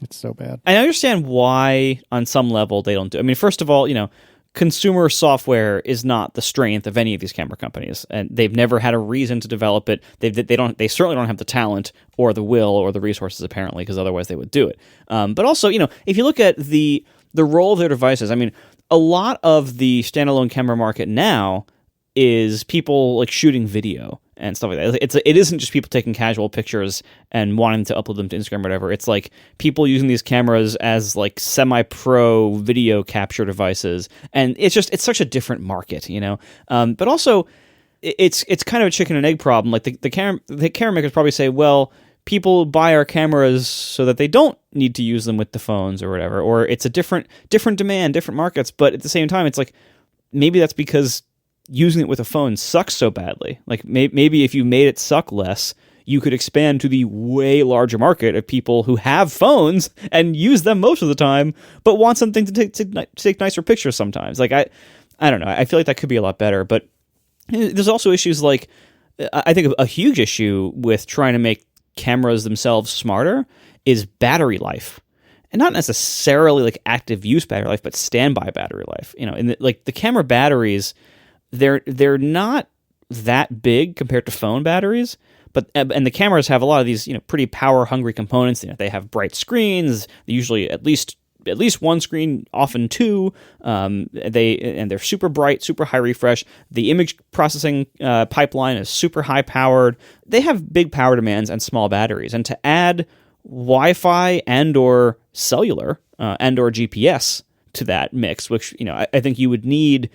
You would need GPS to do a good job of this, and you would need at least Wi-Fi and maybe cellular to really do a great job of it.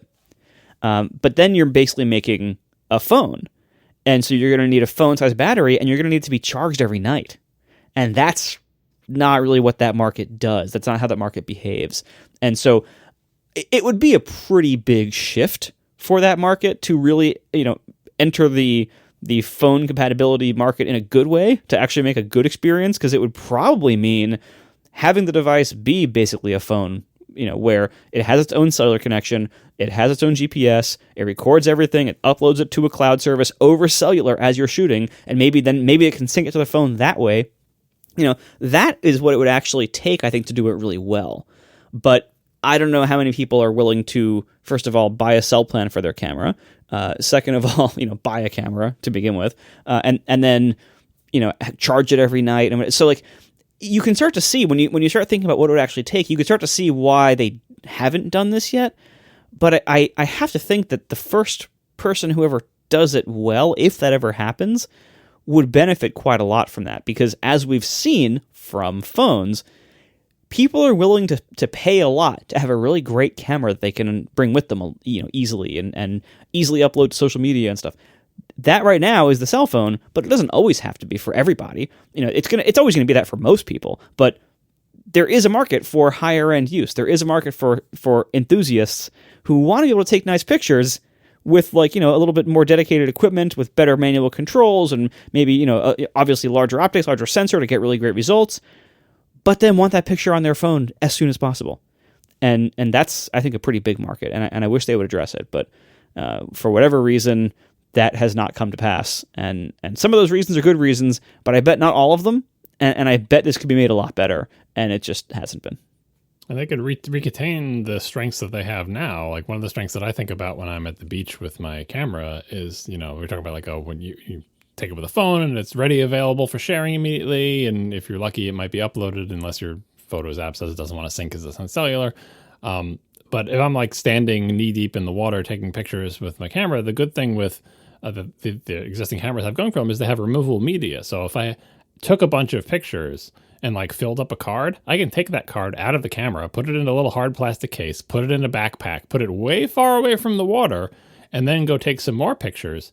And those pictures are safe, even if I fall in the water and drop the camera, right? Even if the camera falls off the edge of the boat into the ocean and goes to the bottom, because removable media, once you get a bunch of pictures and you think they're good, no, you haven't uploaded them to the cloud, but let's be honest, if you have a big camera with a big sensor, it's not like you're going to be uploading gigabytes of photos from the middle of the ocean on a boat anyway, but you can take that removable media and put it somewhere safe as you lean over the railing with your camera trying to take your next batch of pictures. Removable media, and that also lets you bring it somewhere and transfer it. Like the sort of batch processing removable media old world is a strength of these systems, even though it is not a convenience. So if they could retain that strength while also having the ability to, when you're on Wi-Fi or near good cellular, upload in real time, that would make a big difference, especially for these small cameras that are portable and more like phones. For the big ones, I think there's still a batch mindset of I'm going to take a bunch of pictures, then it's all going to be on the card, then I'm going to take the cards, then I'm going to process them, because it's it's an assembly line, a professional pipeline or whatever. But for something this size, like I put in the show notes here, Marco's real in scare quotes, but still small in scare quotes cameras, they're real cameras in that they're not phones, and they're small cameras and then they're not as big cameras, but they're also not full-fledged cameras. So they're bigger than a phone, but smaller than a regular camera. That's the kind of class where you'd want to have get that phone, get that thing on the internet, right? Because it's APS-C sensor, especially if you're doing JPEGs, you could upload those over cellular if it had it. And I think a battery, it doesn't have a giant sensor. It's not taking 30 frames per second sustained for 2 minutes, holding down the shutter button. The internals can be made lower power and wimpier to save energy and use some of that excess to, they already have Wi-Fi in them, right? They already have Bluetooth. Add GPS and cellular, I think you'd have a pretty compelling product. You would. I absolutely agree you would. And it'd be something I would be interested in. But ultimately, I don't think that there's a market for it. And then if you look at the market for it, like the three of us, I don't know if I'm going to pay a lot for that muffler, because this thing would be expensive, I would assume. Because you're talking about most of the guts of a cellular telephone without the cellular telephone. That's still... it's still expensive. It's still got a screen, and it may even be a touch screen. It won't be as fancy or as nice, but it's still a screen. It's still going to be touched. It still needs Wi-Fi, still needs cellular, still needs a place for SIM or an eSIM. It gets really complicated really quickly. And plus, as we've discussed already on this very episode, camera makers are terrible at making software. I feel like I mostly understand the way the Olympus software works on board the phone. And first of all, it's gotten worse over the years. But second of all, it's still extremely clunky. And that's not trying to get it on the internet, or trying to upload to somewhere. Like, I can only imagine how ugly and gross it would be. And that the fix for the camera people would be, okay, well, you can upload it across cellular, across the internet, but you have to upload it to the Fuji /Amazon Olympus /Sony bespoke website that accepts your pictures. And it wouldn't be going to I know Flickr has fallen out of style, but it wouldn't be going to Flickr or equivalent. It would either go to Facebook or their bespoke place. And none of us want that anyway. So I think it would be a compromise machine all the way up and all the way down, even if it existed. So I would love this to exist, but short of someone who really, really cares, getting the reins and doing it, or doing like a Kickstarter or something, I just never see it happening. Well, one leading indicator might be for Sony specifically, if and when their PlayStation gets the same clue that we've been talking about here, because their PlayStation, I have a PlayStation 5, which is the most recent PlayStation. It's kind of like these cameras in that it doesn't understand that the internet exists, really. And I have the same problem as Marco. When I'm playing Destiny, let's be honest, what am I playing? Oh, okay, so I did the remaster of Last of Us. I'm playing Fish, you're playing Destiny, we all know. Yeah. Right. I did do the remaster of Last of Us on PS5 as well recently. And I'll take a screenshot of some cool scene, right? I had this exact thing when I was playing Last of Us. I took a couple of screenshots of some cool things, and I wanted to share them with people in the Incomparable Slack who are also playing through the game. My PlayStation's on the internet. It's connected with Ethernet. How hard do you think it would be to get that? It's just a JPEG, right? It's a 4K JPEG. To get that 4K JPEG somewhere that I can deal with it on the internet. And it's exactly as insane as you would think. Well, I can connect a USB stick, then launch the media app, if I can find it on the PlayStation, because they hide it now, and then copy it to the USB stick, then bring the stick over to my Mac and plug it in and take the camera. It's like, what century is this? You're on the internet. Oh, well, don't worry. Sony has a thing where it'll upload the picture. Where does it upload it to? The Sony app. There you go. There you go. Whatever the Sony thing is. So there's a PlayStation app on my phone. I launch the PlayStation app, then I get the photo and I download it, and it's just, and very often I'll take the screenshot and it'll be uploading in the background, and a little notification will come and say, I couldn't upload your thing to the Sony service. Oh, is the Sony service unreliable? What a surprise. I'm just trying to get a screenshot from one internet connected to a nice internet connected device to another, and it can't do it. Forget about the video, which it takes in WebP, by the way, if you put on the maximum quality, and nothing that I have really wants to deal with a WebP, so I have to end up converting that. It's you're so close, Sony, right? But the thing that makes me somewhat hopeful is my PlayStation 5 has integration with Twitch, and most recently got integration with Discord. Neither of those are made by Sony. So look, they said, you know what, we should make a service where we can do streaming video games. No, Twitch already exists. Just integrate with that. Same thing with Discord. They didn't make their own Discord. They integrate with Discord. So they just got to figure out, hey, those screenshots are uploading? Is there anything we could integrate with that's not our own weird PlayStation app? Yes, there is. You could upload it to Google Drive, to Dropbox, to there's a million places you can send a JPEG, but they haven't figured that out. But they're getting closer. So when I see PlayStation have Twitch and Discord integration, I think maybe someday the knowledge of the internet will filter to the camera division. They'll be like, could we upload JPEG somewhere on the internet? And then someone will say, let's create a service of... No, stop. Fire that person. There's so many places we could put it. So OneDrive, Google, all the storage services, Flickr, Shutterfly, these people will do deals with you, Sony. They want the same enthusiast, same shrinking pool of enthusiast customers. Who's going to pay a yearly fee to have a website that deals with all the pictures? The same people who buy your quote unquote real cameras. That's the thing. I look at, I have a Fujitsu, different Fujitsu ScanSnap scanner for, sheet-fed document scanning. You scan a thing in it, and you can configure it to upload to, Dropbox, all the different places. And so I have mine configured to upload to Dropbox. And so I put a sheet of paper in there, I hit scan, and about a minute later, it's in my Dropbox. And that works great. And yeah, they have their own cloud service. I don't think I use it. The scanner I had before this, the Raven scanner, exactly the same kind of thing where, like, a Wi-Fi scanner, it has its own cloud service that you can, get into if you want, or you can just have it bounce it over to Dropbox. And that's what I did. These things are incredibly useful. They work great.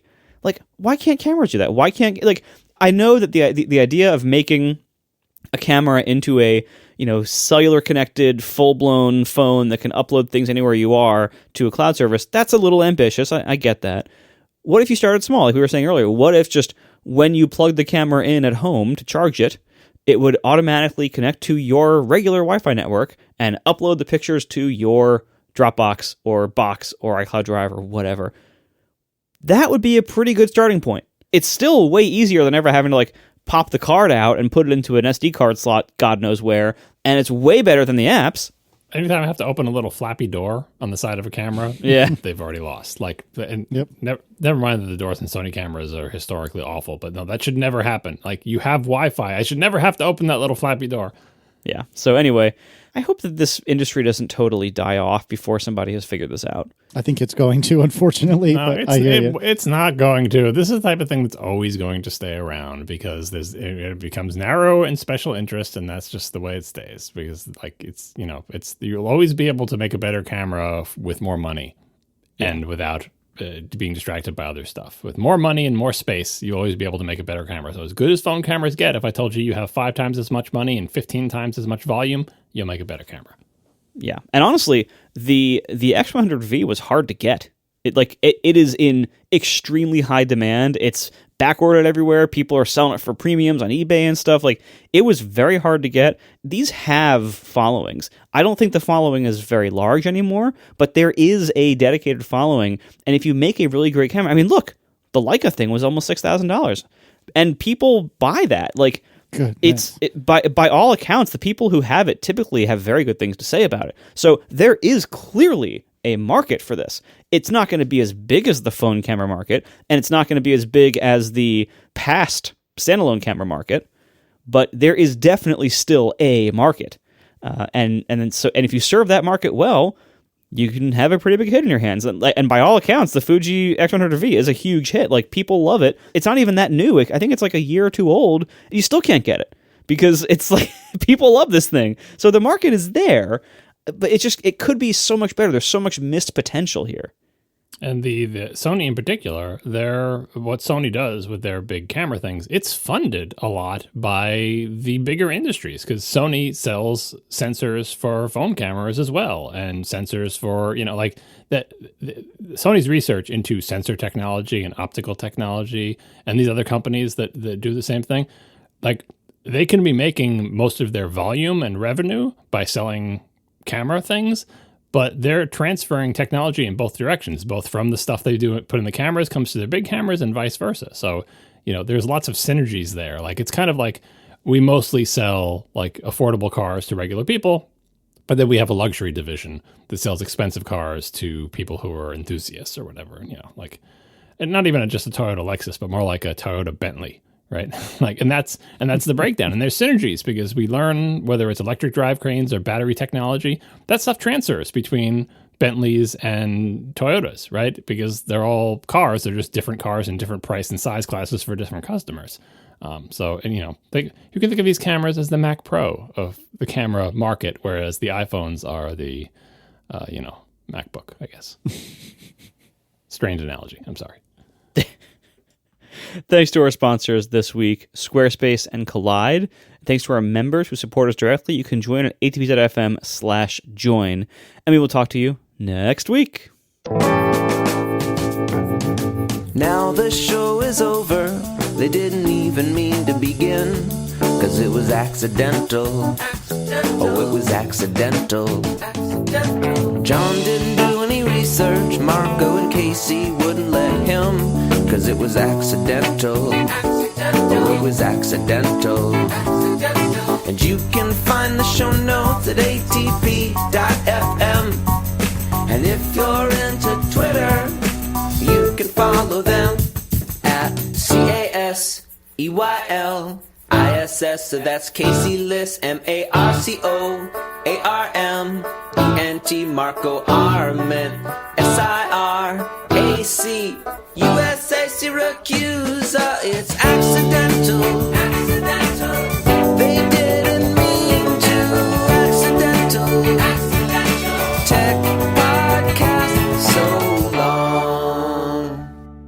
John, I understand that you are now a surgeon, an unlicensed surgeon, I should add. Uh-oh. Well, surgeon, mad scientist. I think this is pretty much the tail end of my my audio saga here for now. Anyway, I'd replaced all my speakers. We talked about it in a past episode. My old speakers were very, very small, like, some not the size of a soda can, but not that much bigger. They're very tiny, especially like the surround ones and stuff. So they were just tucked away in various locations, like on shelves and, on top of other stuff or whatever. My new ones are bigger.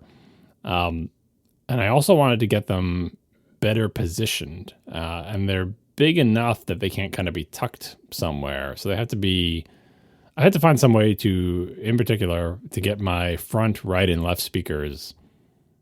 I needed somewhere for them to sit so they would be at a reasonable height for speakers, which is a challenge in my stupid room.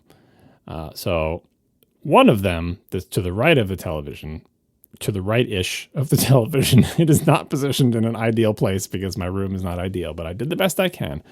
I needed to get a speaker stand for it because the place I have for it to go is not even big enough for any piece of furniture for it to sit on. So a speaker stand that is basically the same footprint as the speaker itself is what I went with. And you may be saying, why didn't you just get tower speakers then? You'll see in a second, but the left speaker, I don't have room for a tower, so I couldn't get a tower speaker there. But on the right side, and even on the right side, honestly, this is a bookshelf speaker on a stand. Tower speakers tend to be even deeper than that, and so it would be difficult. Plus, also tower speakers would have had a severe family approval factor thing going against them because they are quite imposing. Anyway, so I got a speaker stand. I'll put a link in the show notes to the one I got. It's from Kanto, the company I think we talked about. They make subwoofers and other speakers and stuff. It's a metal thing, right? It's got a little metal weight in the bottom. It's reasonably okay quality. I think it is just like, it is good enough quality for the price you pay for it, I think. And that you may look at it as like, you spent how much money on speaker stands? Well, the problem is, of course, you can't buy one of them. You have to buy two, because who would buy one speaker stand? I only need one. I had to buy two. It does have a place to route the cable. It's fine. It's about 26 inches high. It comes with two different top things, one of which fits neatly underneath my speaker. It has a place where you can screw the speaker into the stand. If your speaker has a screw hole in the bottom, mine does not. So my speaker is just placed on top of there through the magic of gravity. It stays there. Luckily, I don't live near where we have any earthquakes, and I don't have any small children bouncing around, but wish me luck on that. And like I said, it's got a place to route the cable so you don't see it. Right? That's the right speaker. The left speaker is even more constrained. It is in a different position on the left-ish side of the television. And I needed some way to get it up to the right height, but the other stand being in that position wouldn't quite work. And because I needed a piece of furniture to hold some of the things that were ejected from the television stand by the big center speaker. So, particularly my Blu-ray player. The TiVo should really go over there as well, but right now I've just moved the Blu-ray player because I needed someplace for the Blu-ray player to be. So I basically needed a piece of furniture to hold the Blu-ray player at minimum, and then I could put the speaker on top of the piece of furniture. And this is a challenge I've had a couple times. Most recently, when we talked about the Mac Pro, I've got, I'm sitting at a desk now. I don't know how big it is, but it's like, I can reach from one end of my desk to the other. It's whatever standard length the desk is. But I didn't want my Mac Pro to be on the desk, but I also didn't want it to be on the floor. I wanted it to be on a little table next to my desk that's not quite as high as my desk, but is off the floor. So I had to find a piece of furniture that exactly fits a Mac Pro that is lower than my desk and that legs fit in the space available for it because we have baseboard heating in this room, so I can't have the legs go all against the wall. And I spent so long finding it, I really wish furniture websites said, tell me the length, the width, and the height, how much room you have for legs. I need to know physically a piece of furniture that fits in this volume. And it's so hard to do because you'll find out very quickly that furniture comes in standard sizes, 24-inch, 36-inch, height, width, whatever. Like, they don't come and just you can't just pick them like, sizing. Well, you can't even pick jeans in size, but you can get them at length 34 and length 32, but never length 33 from Levi's. Anyway. If only other brands of jeans existed that gave you single-inch sizes. I'm not going to pay a lot for these jeans, Marco. I'm just getting Levi's. And yes, I am kind of in between 32 and 34, but I live with it. So anyway, I did that before I found this perfect little table that like matches the decor, that is correctly the right size as what my Mac Pro is on right now. Now I had the same problem. I need something that can hold a Blu-ray player that is not too high, but not too low. Ideally, it would be exactly the same height as my television stand because that would look nice. It has to be able to hold AV equipment, whatever other things I might put there, because, who knows what else will get kicked out of my stand. And right now my TiVo is wedged between my receiver and the top shelf, and I would really like to move that over if I can at some point. But anyway, I needed that piece of furniture. But then once I have that, if I put the speaker on top of that piece of furniture, it would be different height than the right speaker. So I needed a piece of furniture that was similar height to my TV stand, and then I needed a little bit more height to get the speaker up to the same height as its sibling speaker on the right. And I searched and searched and searched, and I could not find a piece of furniture that was remotely close. The best thing I could find was a piece of furniture that was too tall, but that was too tall by one shelf height. And when you search for this furniture, you find like whatever like brand in China is making all this furniture. It's sold under 15 different names on 20 different websites. You will find the same thing over and over and over again with different names, with just slightly different pictures, subtle variations in manufacturing. Like, this is all coming from the same place. So even though you think you have all these options, you don't. You have the choice of like the 3 things that are made in China that fit this thing, or wherever they're made. Like, it's just one generic factory that churns these things out and then rebrands them and sells them all over the place. Like everything these days. Yeah, exactly. Like you'll find quote unquote the same product on many different websites under many different names. So, and in this one, like for example, I could find it with round legs, with square legs, a couple of different heights, a couple of different widths. But anyway, this one width and height wise was close enough, or no, not width and height, width and depth, right? It was close enough, but the height was too high, and it was a 4-shelf unit. And if you go into this is one of the features that Amazon added that I think is actually useful. On an Amazon product page, there's a section on the bottom that's like Q&A, where you can see people asking questions. Chances are someone asked the question that you care about. Probably 7 people asked it, and you just hope that someone gave an answer. So the question everybody had about this is, this comes with 4 shelves. Can I just use 3 shelves? And the answer is always no. Or you can't just use. And you look at it and you're like, okay, you look at try to find a way to download the PDF instructions so you can see how it's assembled, and what you'll find is that the leg segments between the shelves are separate. So it's like a little short tube for the leg, then a shelf, then a longer tube, then a shelf, then a longer tube, then a shelf. And you're like, this should be so easy. I just won't put on the last tube. I'll just leave out a shelf. I'll leave out a tube in it. But no, because the way these things work is there is a stainless steel rod with threads on the top and the bottom that runs through the whole leg. It screws into the top and it screws into the bottom, and that tension as you tighten it is what holds the whole thing together, because it's just like a bunch of metal tubes with a threaded rod between them. And the rod is only threaded in 1 inch of the top and 1 inch in the bottom. The rest of the rod is not threaded. So I bought this thing knowing that it was too high, but also knowing that if I could omit one of the shelves, it would be pretty much the right height. Then I ordered some threaded rod from another company, which is a lot harder to find than a piece of furniture. Well, the first thing I did was I went to like a local hardware store to try to find threaded rod. And I brought with me the thing that it will thread into, like one of the little feet that it comes with. And I was so disappointed in the manual. I'm like, please, manual, tell me what size the threads are in this thing, but the manual does not. Right.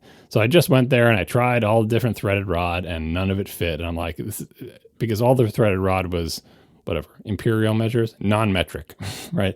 And I'm like, this threaded rod has got to be metric. So eventually I figured out it is metric. What was the size? It was like M6-1, M6-1.0 is the metric threading that's on the thing. So I went on the internet, because being at the hardware store was useful, because at the hardware store they have like, hey, try on your thing on these different threads, and you could find out which of these things it is. So I did find out what size it was at the hardware store, but they didn't have that kind of threaded rod there. So I ordered online 4 pieces of stainless steel threaded rod in the M6-1 size. They arrived at my house, and then I had to cut them to the right height. Exactly the right height, because 4 times you had to cut 4 different rods. yeah, and the height is key because like this is, it's a threaded rod. It screws in like a 1/4 of an inch into the top and then maybe like a 1/2 inch into the bottom, right? So you don't have a lot of wiggle room. It has to reach, but it also has to be the right length so that you can tighten it up, right? So it has to be fairly exact. So here I am in my garage without the proper tools. I don't even have a vise. Do either one of you have a vise? I have multiple vises. What's the plural? Vices, yeah. I've never used one for woodworking though. Yeah. Like I use it for like other random crap, but I like one of them holds. It's a long story. One of them holds my flagpole mount to my deck rail. It's a whole thing. Are you thinking of a C-clamp or a vise? Oh no, I guess I'm thinking of a C-clamp. Yeah, I have many C-clamps. I have 0 vise. No, my dad had a workshop when I was a kid, and he had a vise in there. He had 2 vices. He had one for woodworking. He had a metal one. Like you can buy a vise. I don't have one. I need one. But why do you need a vise? It's much easier to cut threaded rod when you have something to hold it still for you. And then what would you cut threaded rod with? Well, ideally I'd have a cutting wheel that would just, make a nice, cut through the thing. I do have a Dremel tool. Don't have any cutting wheels. I could have bought all this stuff when I was at the hardware store. I'm trying to control costs here. If you start adding up the costs, we'll have the links in the show notes. You start adding up the cost of all this stuff. It's like, you paid how much for a table to hold your Blu-ray player? It's like, well, you don't understand the threaded rod, and then I had to buy the Dremel tool, then I had to buy the cut. So I'm like, no, I'm going to do this with the tools I have available. And the tools I have available are me, my hands, and a hacksaw that's older than all my children combined. Delightful. This is like how I cut all my holes with a drill, like including things that are way bigger than a drill should be able to cut. But it's just like that's the tool I know how to use. It's like, and this is the kind of thing, like this is the kind of need where you need something very specific for and I mean this is always your need, but like something very specific. And it's like I wish I was a woodworker, because I could just build my ideal TV stand. Like it's like, I mean, maybe it would look like crap if I was not a great woodworker, but I probably wouldn't be. But you got to build seven tables first, and the 8th one will look good after you've bought $3,000 worth of equipment. Right, but it's like I feel like in the same way that oftentimes people kind of marvel at the ability of programmers to be like, oh, you can just have an idea for an app and then just make it like. And that seems like magic to other people. To me, it seems like magic to do that in the physical world, because I can't do any of those things. Yeah, well, the programming is a great example, because that program that you can do now is not what you could do the first year you were learning programming. That's true. You have like practice programming for 25 years, and then you can just make the idea you think of, and it's still hard, right? And so it's the same thing with woodworking. It's like, and think of all the Macs you had to buy in the meantime. Like, and in this case, this is not beyond my skills. I know exactly what I would use to actually do this. But I don't have those things. I don't have a vise. I don't have a cutting wheel. I don't even have a good hacksaw. I could have bought all those things, but they cost money. And I'm like, no, stop it. Just use what you have. Get by with what you have. So I did. So there I am in the garage with my threaded rod that I'm physically holding as best I can as I try to cut it with a hacksaw. If anybody who's ever actually done this knows how terrible this is, and how it's just like a challenge on a reality show. Like, this is not the right way to do it. If you've ever tried to cut through, a 1/4 inch stainless steel rod that you are holding with your hand, oh, and by the way, it's threaded, so it's nice and sharp and everything. In a way, God. And remember, at the end of this, what you have to be left with is something that you can screw something onto. So it's not like you can just willy-nilly, like, if, you ever try to cut something with a hacksaw, it's like, oh, it's jumping out all over the place, and it's just, because if the hacksaw rubs against the threads, it's going to screw them up, and you're not going to be able to screw something onto it. And you don't have a lot of length to play with, because if you screw it up, it's not like you can recut it back farther, because it has to be exactly the right length. So I very carefully and laboriously cut through this in what must have been 10,000 strokes back and forth with my dull hacksaw on this thing, And then when I was done with it, then I used my Dremel tool with a grinding bit, which I did have. I didn't have a cutting bit. It's not Dremel branded, it was some other thing. Anyway, use that to smooth off the metal, and then test fit, grind down a little bit, smooth off the metal, test fit until eventually I could thread something onto it. Repeat that 4 times. This was an all-day activity. You don't just say. to get 4 pieces of threaded rod. Honestly, if you had the right tools, this is a 5-minute job. Right? For me, it's literally all day. But I saved money. So then I went in and assembled the thing and omitted the shelf and put it in place. And now I had a piece of furniture that could hold my Blu-ray player. I also had to rewrite all the wires and everything, but I can handle that part.